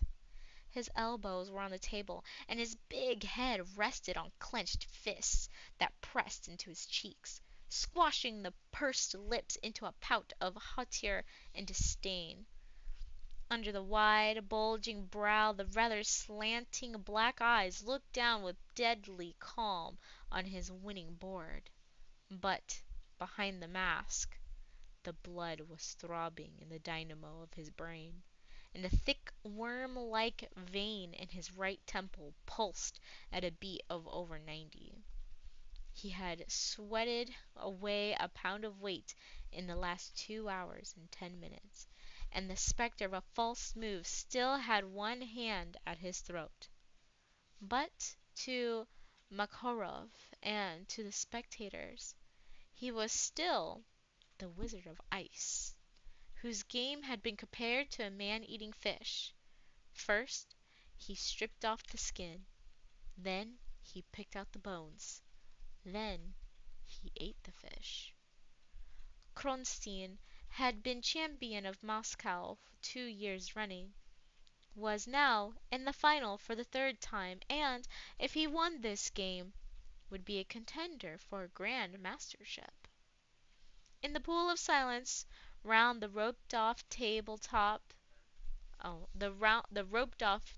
table, there was no sound except the loud tripping feet of Kronstein's clock. The two umpires sat motionless in their raised chairs. They knew, as did Makarov, that this was certainly the kill. Kronstein had introduced a brilliant twist into the Moran variation of the Queen's Gambit decline. Makarov had kept up with him until the 28th move. He had lost time on that move. Perhaps he had a mistake there, and perhaps again on the 31st and 33rd moves. Who could say? It would be a game to be debated all over Russia for weeks to come. There came a sigh from the crowded tiers opposite the championship game. Kronstein had slowly removed the right hand from his cheek and had stretched it across the board, like the pincers of a pink crab. His thumb and forefinger had opened, then they had descended. The hand, holding a piece, moved up and sideways and down. Then the hand was slowly brought back to the face. The spectators buzzed and whispered as they saw on the great wall map the 41st move duplicated with a shift of one of the 3-foot placards. RKT8. That must be the kill. Kronstein reached deliberately over and pressed down the lever at the bottom of his clock. His red pendulum went dead. His clock showed 1/4 to 1. At the same instant Makarov's pendulum came to life and started its loud, inexorable beat. Kronstein sat back. He placed his hands flat on the table and looked coldly across at the glistening, lowered face of the man whose guts he knew, for he, too, had suffered defeat in his time, would be withering in agony like an eel pierced with a spear. Makarov, champion of Georgia. Well, tomorrow, Comrade Makarov could go back to Georgia and stay there. At any rate, this year he would not be moving with his family up to Moscow. Let's see. Holy, so many descriptions of bulging anatomies. I am wondering what Ian Fleming was so on about. I guess everybody's supposed to be really stressed in this book. Everyone's super stressed. Everyone has like blood vessels popping out of their heads and, you know, about to have aneurysms and stuff.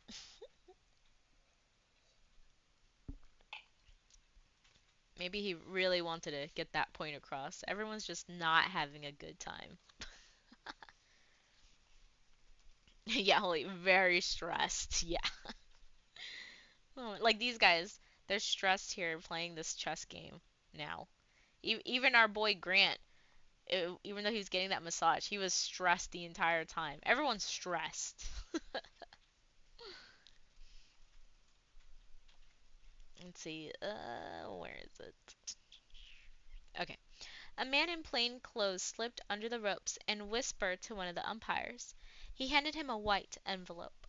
The umpire shook his head, pointed at Makarov's clock, which now said 3 minutes to 1. The man. Ooh, excuse me. I yawned and then I felt a sneeze coming on. Mm. The man in plain clothes whispered one short sentence, which made the umpire suddenly bow his head. He pinged a handbell. Pinged? Pinged? He pinged a handbell. There's an urgent personal message for Comrade Kronstein, he announced into the microphone. There will be a 3-minute pause. A mutter went round the hall. Even though Makarov now courteously raised his eyes from the board and sat immobile, gazing up into the recesses of the high, vaulted ceiling, the spectators knew that the position of the game was engraved on his brain. A 3 minutes pause simply meant 3 extra minutes for Makarov. Kronstein felt the same stab of annoyance, but his face was expressionless as the umpire stepped down from his chair and handed him a plain, unaddressed envelope. Kronstein ripped it open with his thumb and extracted the anonymous sheet of paper. It said, in the large typewritten characters he knew so well, "You are requested this instant." No signature and no address. Kronstein folded the paper and carefully placed it in his inside breast pocket. Later, it would be recovered from him and destroyed. He looked up at the face of the plainclothes man standing beside the umpire. The eyes were watching him impatiently, commandingly. To hell with these people, thought Kronstein. He would not resign with only 3 minutes to go. It was unthinkable. It was an insult to the people's sport. But, as he made a gesture to the umpire that the game could continue, he trembled inside, and he avoided the eyes of the plain-clothes man, who remained standing in coiled immobility inside the ropes. The bell pinged. "The game proceeds!" Makarov slowly bent down his head. The hand of his clock slipped past the hour, and he was still alive. Kronstein continued to tremble inside. What he had done was unheard of in an employee of SMERSH, or of any other state agency. He would certainly be reported. Gross disobedience, dereliction of duty. What might be the consequences? At the best, a tongue lashing from General G, and a black mark on his zapiska. At the worst, Kronstein couldn't imagine. He didn't like to think. Whatever happened, the sweets of victory had turned bitter in his mouth. But now it was the end. With 5 seconds to go on his clock, Makarov raised his whipped eyes no higher than the pouting lips of his opponent and bent his head in the brief formal bow of surrender. At the double ping of the umpire's bell, the crowded hall rose to its feet with a thunder of applause.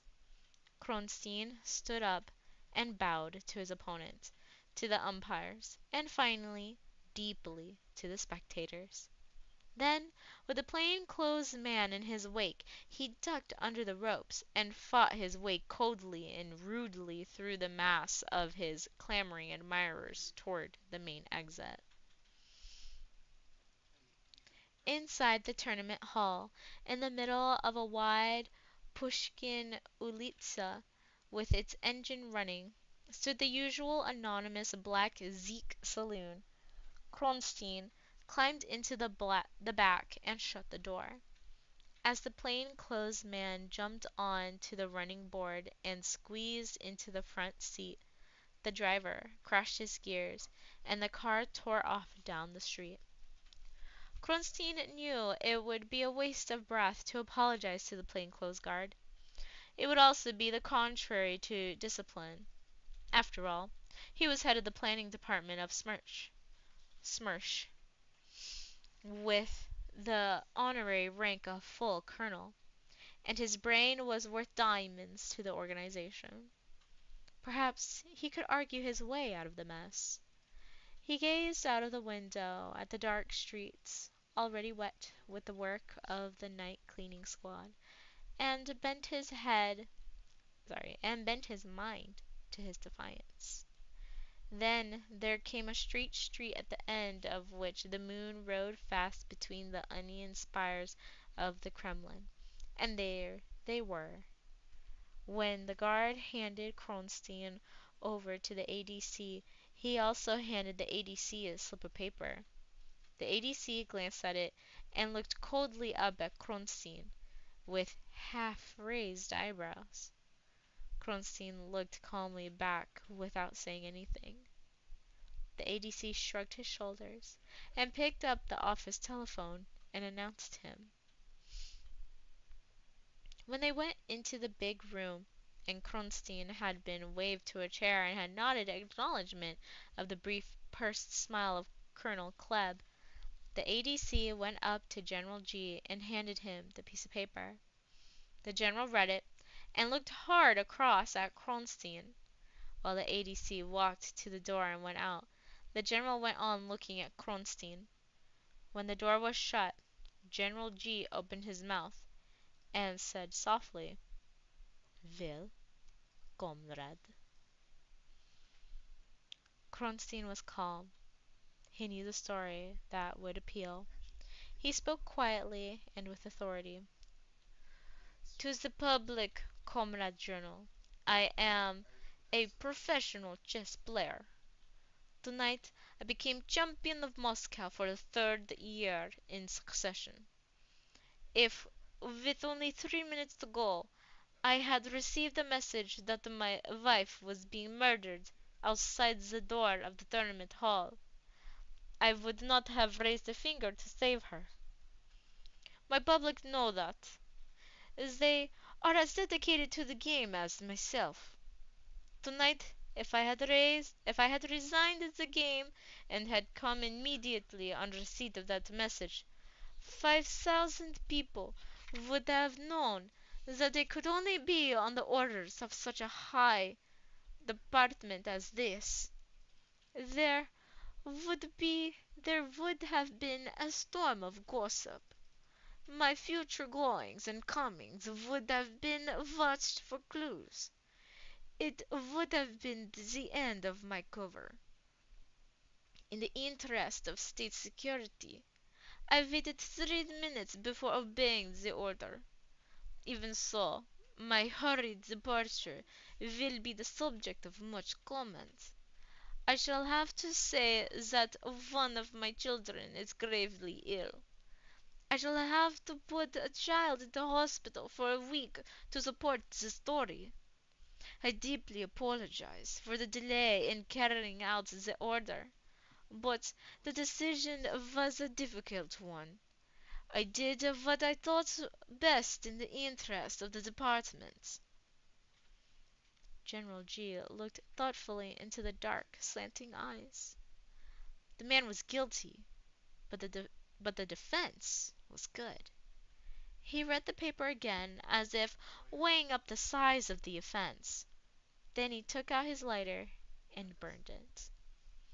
He dropped the last burning corner onto the glass top of his desk and blew the ashes sideways onto the floor. He said nothing to reveal his thoughts, but the burning of the evidence was all that mattered to Kronstein. Now nothing could go on his zapiska. He was deeply relieved and grateful. He would bend all his ingenuity to the matter at hand. The general had performed an act of great clemency. Kronstein would repay him with the full coin of his mind. "Pass over the photographs, comrade colonel," said General G, as if the brief court-martial had not occurred. "The matter is as follows."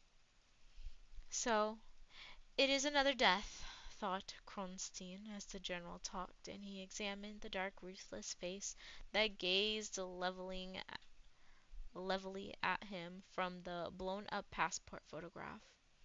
While Kronstein listened with half his mind to what the general was saying, he picked out the salient facts. English spy. Great scandal desired. No Soviet involvement. Expert killer. Weakness for women. Therefore not homosexual, thought Kronstein. Drinks, but nothing is said about drugs. Unbribable. Who knows? There is a price for every man. No expense would be spared. All equipment and personnel available from all intelligence departments. Success to be achieved within 3 months. Broad ideas required now. Details to be worked out later.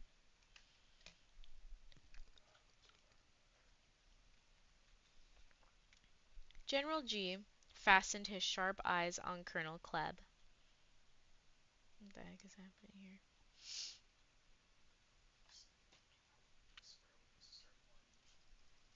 What are your immediate reactions, comrade the colonel?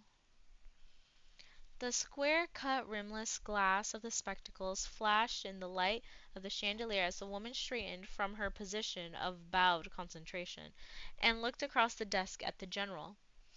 The pale, moist lips below the sheen of nicotine-stained fur over the mouth parted. Oh my god. Stained fur over the mouth parted and started moving rapidly up and down as the woman gave her views. To Kronstein, watching the face across the table, the square, expressionless opening and shutting of the lips reminded him of the box-like jabber of a puppet. The voice was hoarse and flat without emotion. Resembles in some respects the case of Stolzenberg. If you remember, Comrade General, this also was a matter of destroying a reputation as well as a life. On that occasion, the matter was simple. The spy was also a pervert, if you recall. Kronstein stopped listening. He knew all these cases. He had handled the planning of most of them, and they were filed away in his memory like so many chess gambits. Instead, with closed ears, he examined the face of this dreadful woman, and wondered occasionally how much longer she would last in her job. How much longer he would have to work with her. Dreadful? Kronstein was not interested in human beings, not even in his own children. Nor did the categories of good and bad have a place in his vocabulary. To him, all people were chess pieces. He was only interested in the reactions to the movements of other pieces. To foretell the reactions, which was the greater part of his job, one had to understand their individual characteristics. Their basic instincts were immutable: self-preservation, sex, and the instinct of the herd in that order. Their temperaments could be sanguine, phlegmatic, choleric, or melancholic. The temperament of an individual will largely decide the comparative strength of his emotions and his sentiments. Character would greatly depend on upbringing and whatever Pavlov and the behaviorist might say. to a certain extent on the character of the parents. And, of course, people's lives and behavior would be partly conditioned by physical strengths and weaknesses. It was with these basic classifications at the back of his mind that Kronstein's cold brain considered the woman across the table. It was the 100th time he had summed her up, but now they had weeks of joint work in front of them, and it was as well to refresh the memory so that a sudden intrusion of the human element in their partnership should not come as a surprise. Of course, Rosa Klebb had a strong will to survive, or she would not have become one of the most powerful women in the state, and certainly the most feared. Her rise, Kronstein remembered, had begun with the Spanish Civil War. Then, as a double agent inside POUM, or POUM, that is, working for the OGPU in Moscow as well for communist intelligence in Spain, she had been the right hand, and some sort of a mistress, they said, of her chief, the famous Andres Nin. She had worked with him from 1935 to 37. Then, oh my gosh, these pop-ups. There we go. Then, on the orders of Moscow, he was murdered, and, it was rumored, murdered by her. Whether this was true or not, from then on she had progressed slowly but straight up the ladder of power, surviving setbacks, surviving wars, surviving because she forged no alliances and joined no factions. All the purges, until in 1953, with the death of Beria. The blood-stained hands grasped the rung. So few from the very top, that as head of the operations department of SMERSH. And, reflected Kronstein, much of her success was due to the peculiar nature of her next most important instinct, the sex instinct. For Rosa Klebb undoubtedly belonged to the rarest of all sexual types. She was a neuterer. Kronstein was certain of it. The stories of men, and, yes, of women, were too circumstantial to be doubted. She might enjoy the act physically, but the instrument was of no importance. For her, sex was nothing more than an itch, and this psychological and physiological neutrality of hers at once relieved her of so many human emotions and sentiments and desires. Sexual neutrality was the essence of coldness in an individual. It was a great and wonderful thing to be born with. Wait, so she's okay with men and women? I'm a little confused. She like bi or something?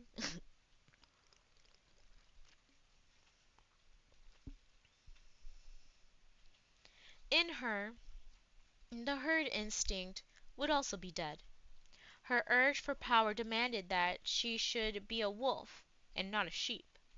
She was a lone operator, but never a lonely one, because the warmth of company was unnecessary to her. And, of course, temperamentally, she would be a phlegmatic, imperturbable, tolerant of pain, sluggish. Laziness would be her besetting vice, thought Kronstein. She would be difficult to get out of her warm, hoggish bed in the morning. Her private habits would be slovenly, even dirty.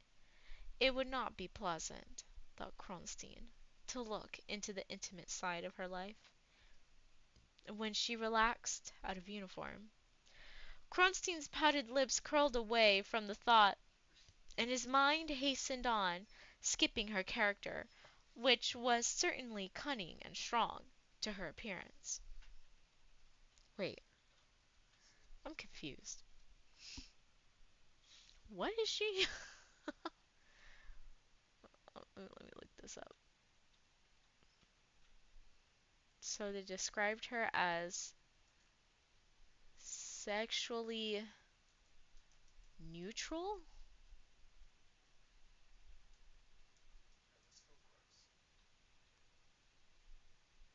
Sexually neutral refers to the absence of any reference to gender or sexual orientation in a particular context. Wait.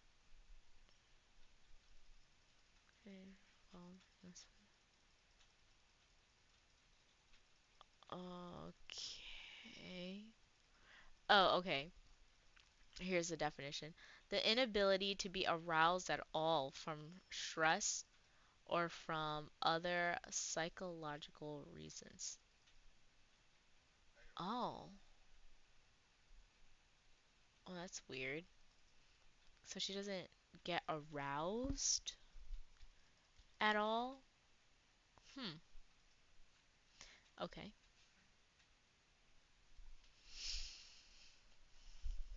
Well, I suppose we shall keep going.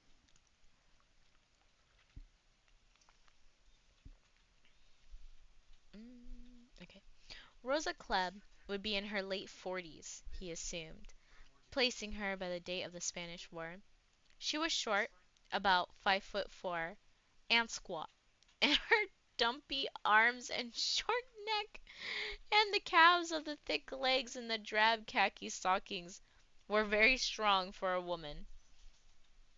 The devil knows, the devil knows, thought Kronstein, what her breasts were like, but the bulge of uniform that rested on the tabletop looked like a badly packed sandbag, and in general her figure, with its big pear-shaped hips, could only be likened to a cello.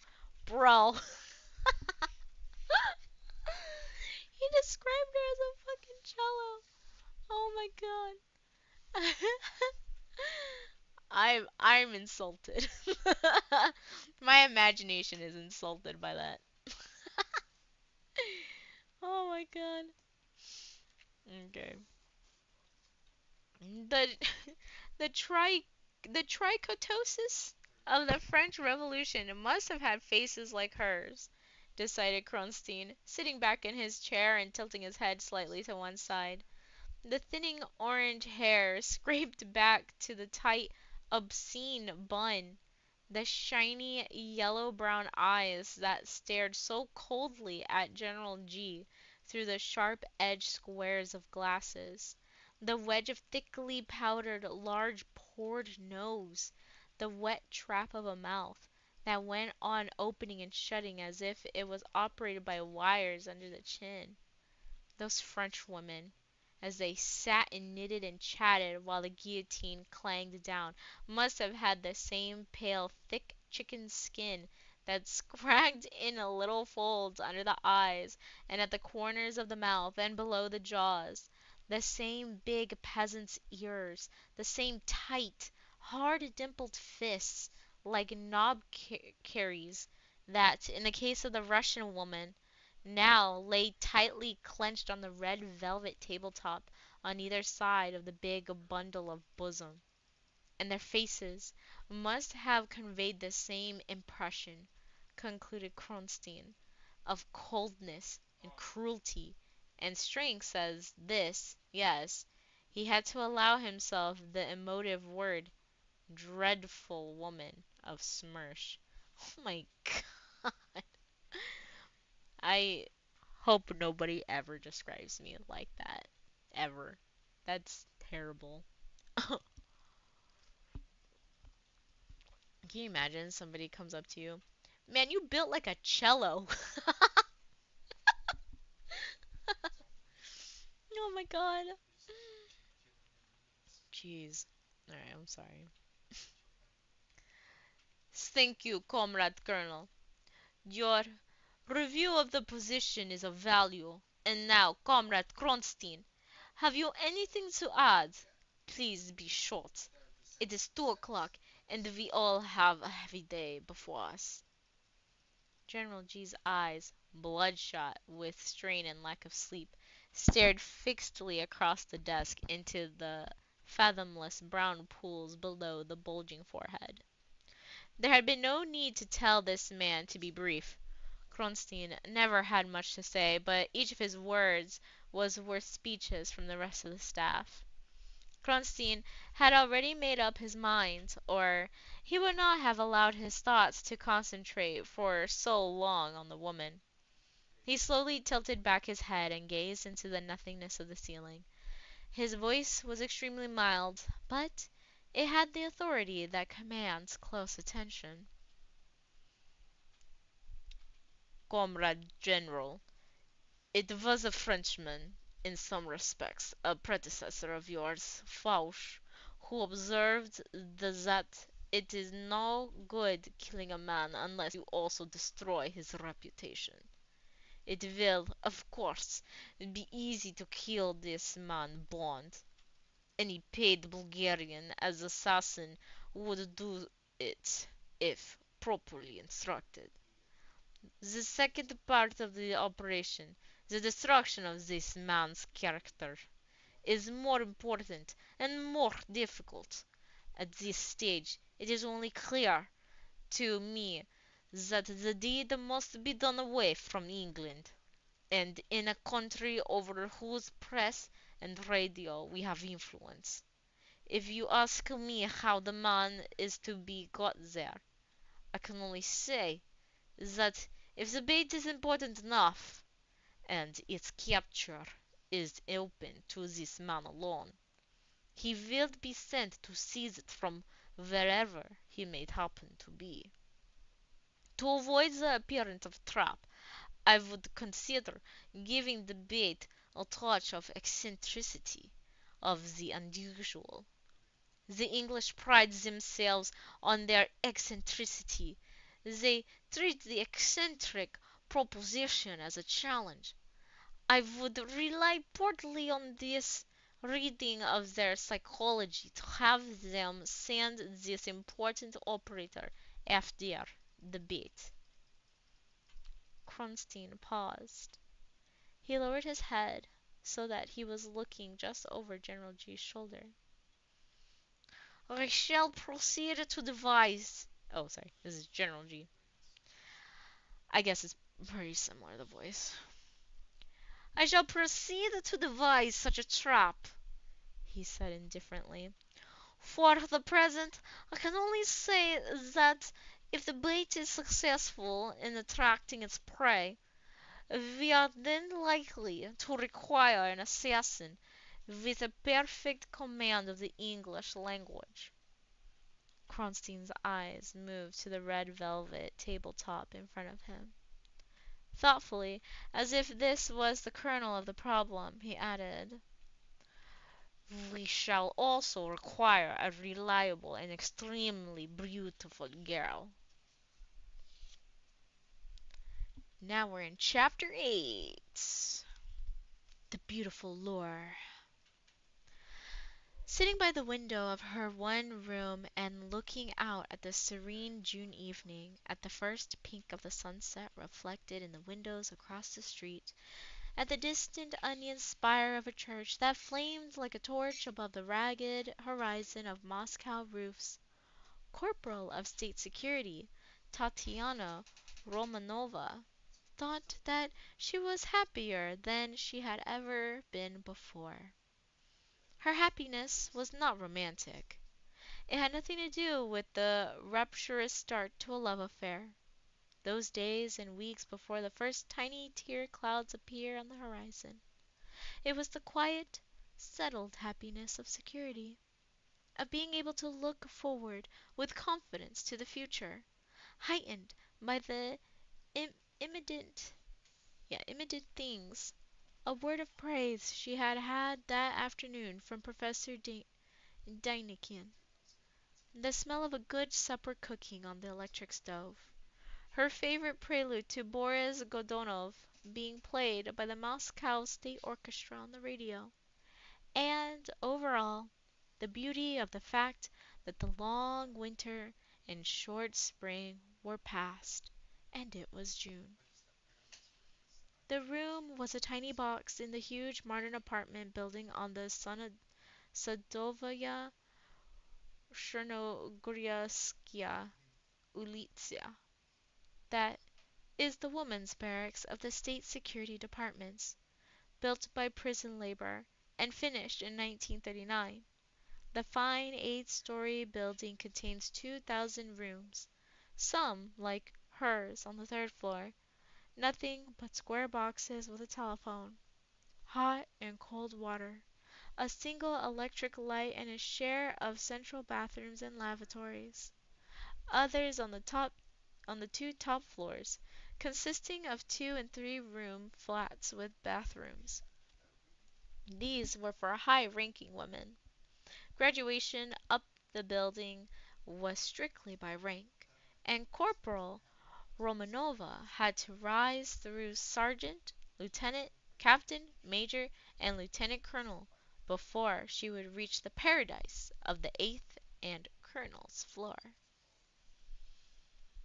But heaven knew she was content enough with her present lot, a salary of 1,200 roubles a month, 30% more than she could have earned in any other ministry, a room to herself, cheap food and clothes from the closed shops on the ground floor of the buildings, a monthly allocation of at least 2 ministry tickets to the ballet or the opera, a full 2 weeks' paid holiday a year, and, above all, a steady job with good prospects in Moscow.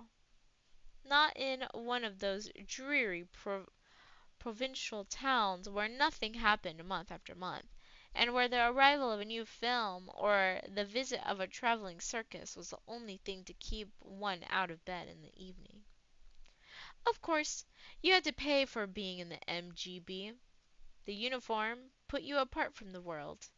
People were afraid, which didn't suit the nature of most girls, and you were confined to the society of other MGB girls and men, one of whom, when the time came, you would have to marry in order to stay with the ministry.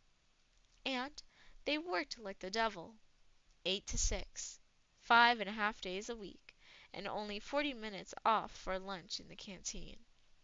But, excuse me, but it was a good lunch, a real meal, and you could do with little supper and save up for the sable coat that would one day take the place of the well-worn Siberian fox.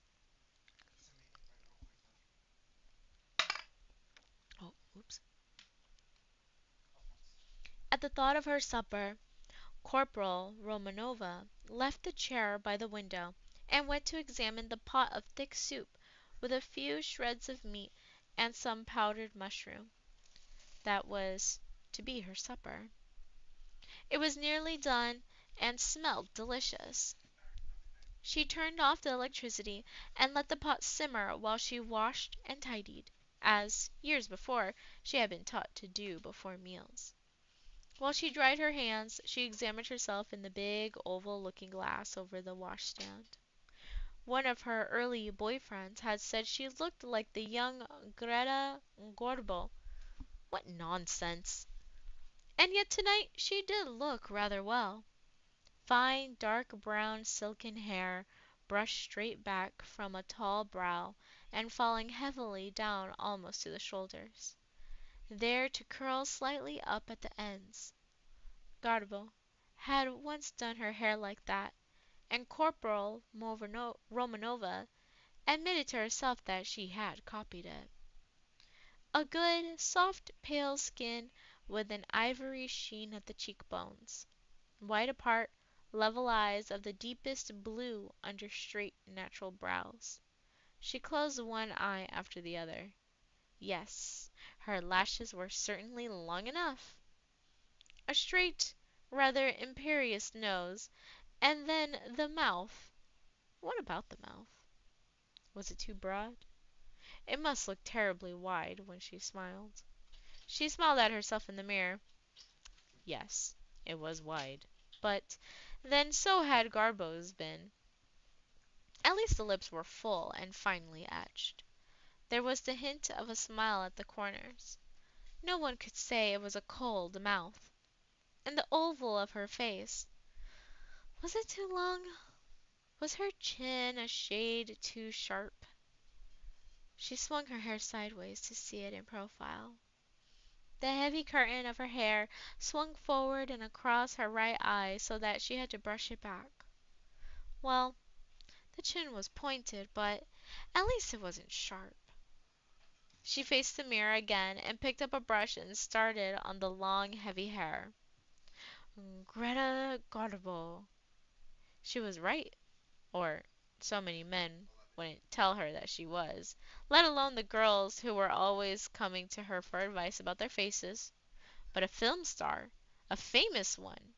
She made a face at herself in the glass and went to eat her supper.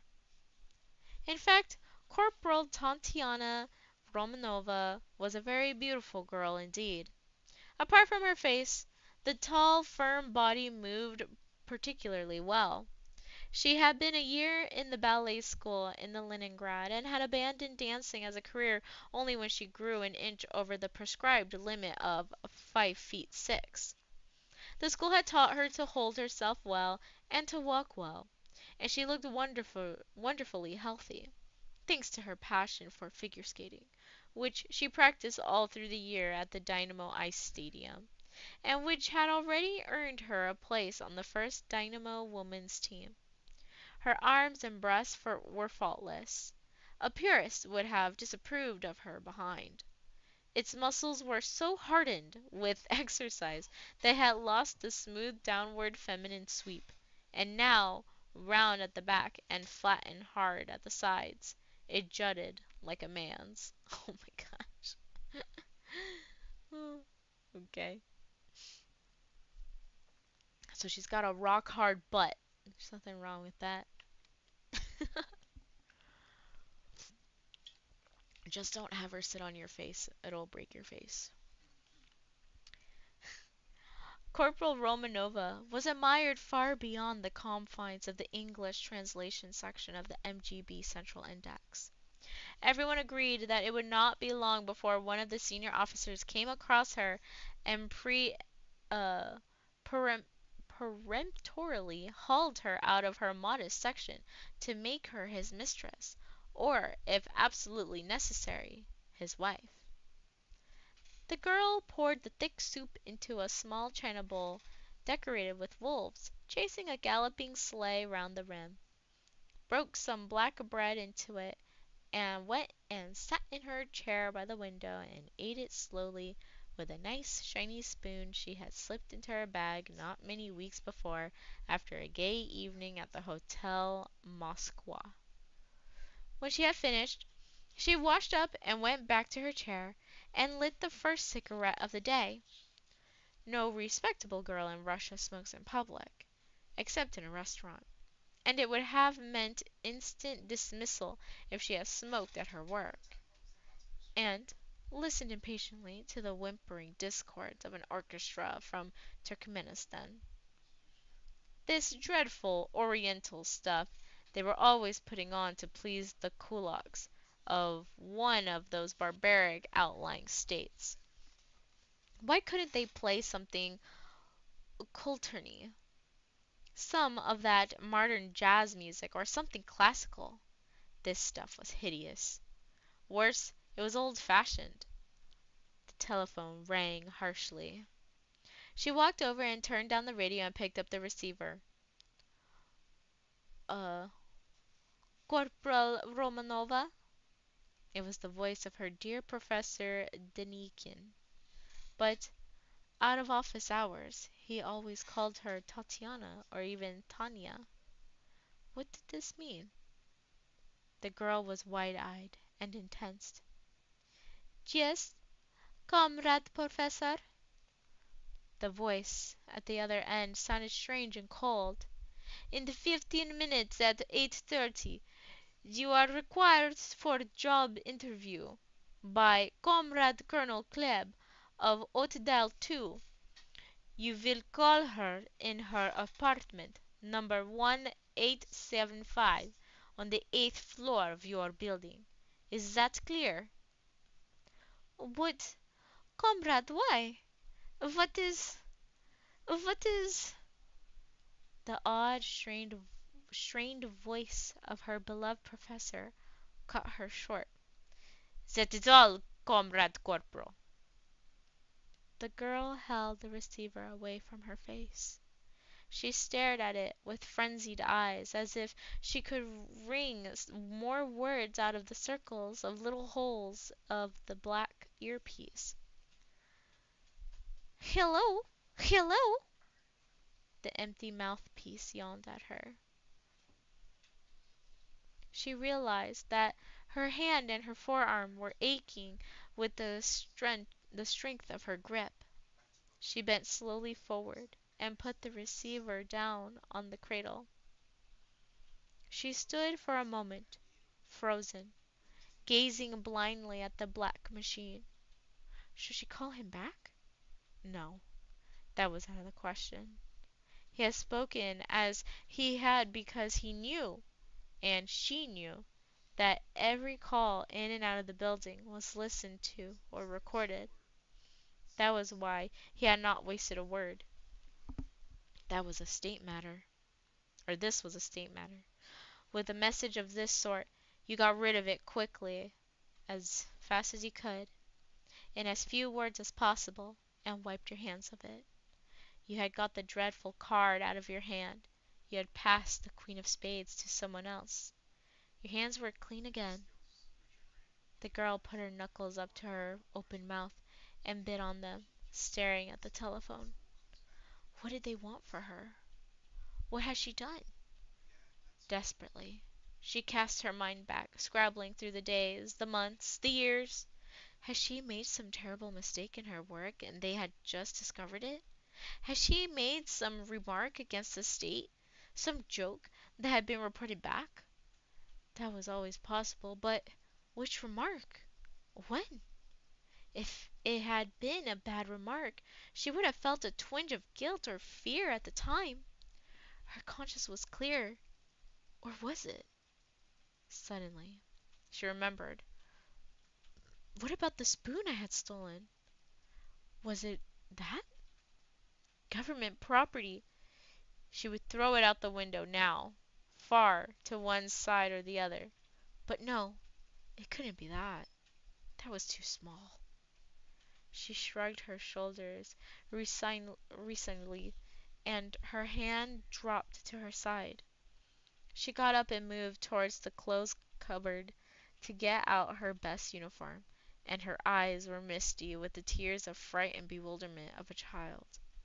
It could be none of those things. SMERSH didn't send for one for that sort of thing. It must be something much, much worse. The girl glanced through her wet eyes at the cheap watch on her wrist. Only 7 minutes to go. A new panic seized her. She brushed her forearm across her eyes and grabbed down her parade uniform. On top of it all, whatever it was, to be late.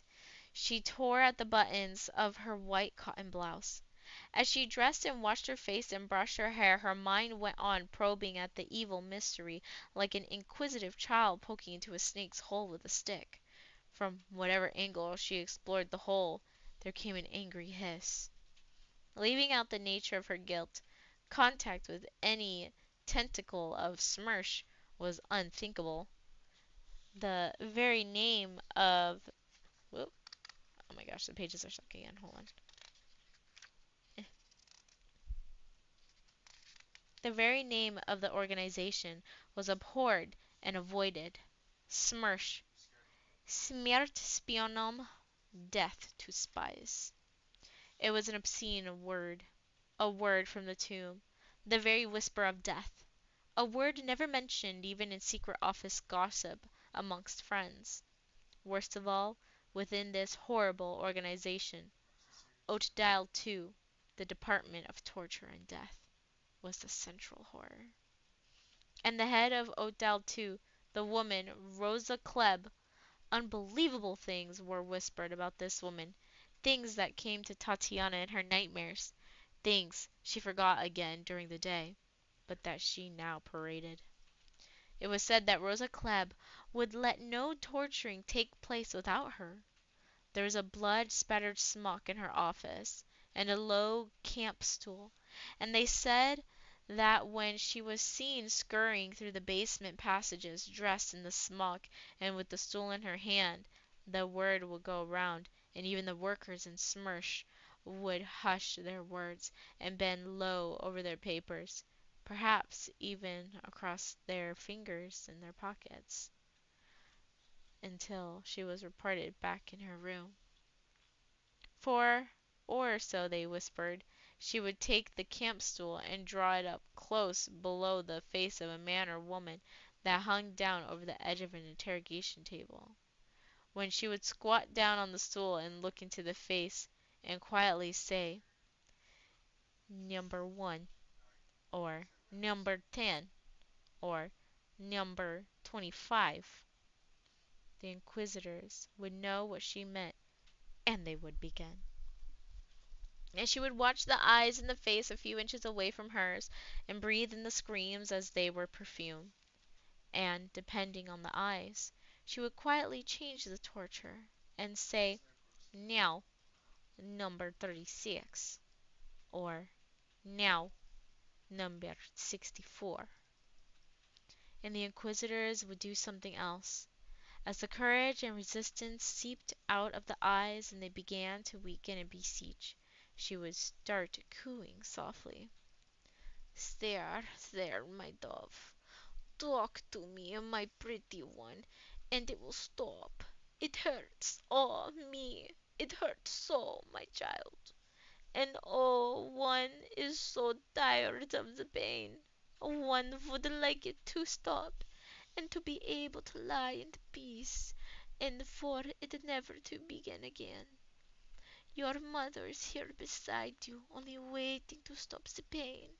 She has a nice, soft, cozy bed all ready for you to sleep on and forget, forget, forget. Speak," she would whisper lovingly. "You have only to speak, and you will have peace, and no more pain." If the eyes still resisted, the cooing would start again. "But you are foolish, my pretty one. Oh, so foolish. This pain is nothing, nothing. You don't believe me, my little dove? Well then, your mother must try a little harder, but only a very little, of number 87." The interrogators would hear and change their instrument and their aim, and she would squat there and watch the life slowly ebbing from the eyes until she had to speak loudly into the ear of the person, or the words would not reach the brain. But it was seldom, so they said, that the person had the will to travel far along SMERSH's road of pain, let alone to the end, and, when the soft voice promised peace, it nearly always won. For somehow Rosa Klebb knew from the eyes the moment when the adult had been broken down into a child crying for its mother, and she provided the image of the mother and melted the spirit where the harsh words of a man would have toughened it. Then, after yet another suspect had been broken, Rosa Klebb would go back down the passage with her camp stool and take off her newly soiled smock and get back to her work. And the word would go round that all was over and normal activity would come back to the basement. Tatiana, frozen by her thoughts, looked again at her watch. 4 minutes to go. She ran her hands down her uniform and gazed once more at her white face in the glass. She turned and said farewell to the dear familiar little room. Would she ever see it again? She walked straight down the long corridor and rang for the left. I swear these pages are stuck together. When it came, she squared her shoulders and lifted her chin and walked into the lift as if it was the platform of the guillotine. Eighth, she said to the girl operator. She stood facing the doors. Inside her, remembering a word she had not used since childhood, she repeated over and over, "Oh my God, my God, my God." And that brings us to the end of chapter 8. So we read chapter 5 through 8, and yeah, everything seems to be going pretty well. Ooh, excuse my yawns. I guess I'm kind of tired. I did a lot today. I did kickboxing and woke up late, went to bed late. You know how it is. But that is the end of it for tonight. I hope you all enjoyed the book. We get to finally meet the girl on the cover, Miss Tatiana Romanova, with her dark silky hair. I guess I have to start practicing my British accent as well again. How am I gonna do? Well, they said that she has a good English accent, so I don't have to do like a weird English slash Russian accent going on. I guess maybe that's what I'm doing right now, technically. But yeah, that's gonna be the end of it. I hope you all have. Oh, excuse me. I hope you all have a wonderful night and a good day whenever you're watching this. And I will see you guys later. Take it easy. Bye.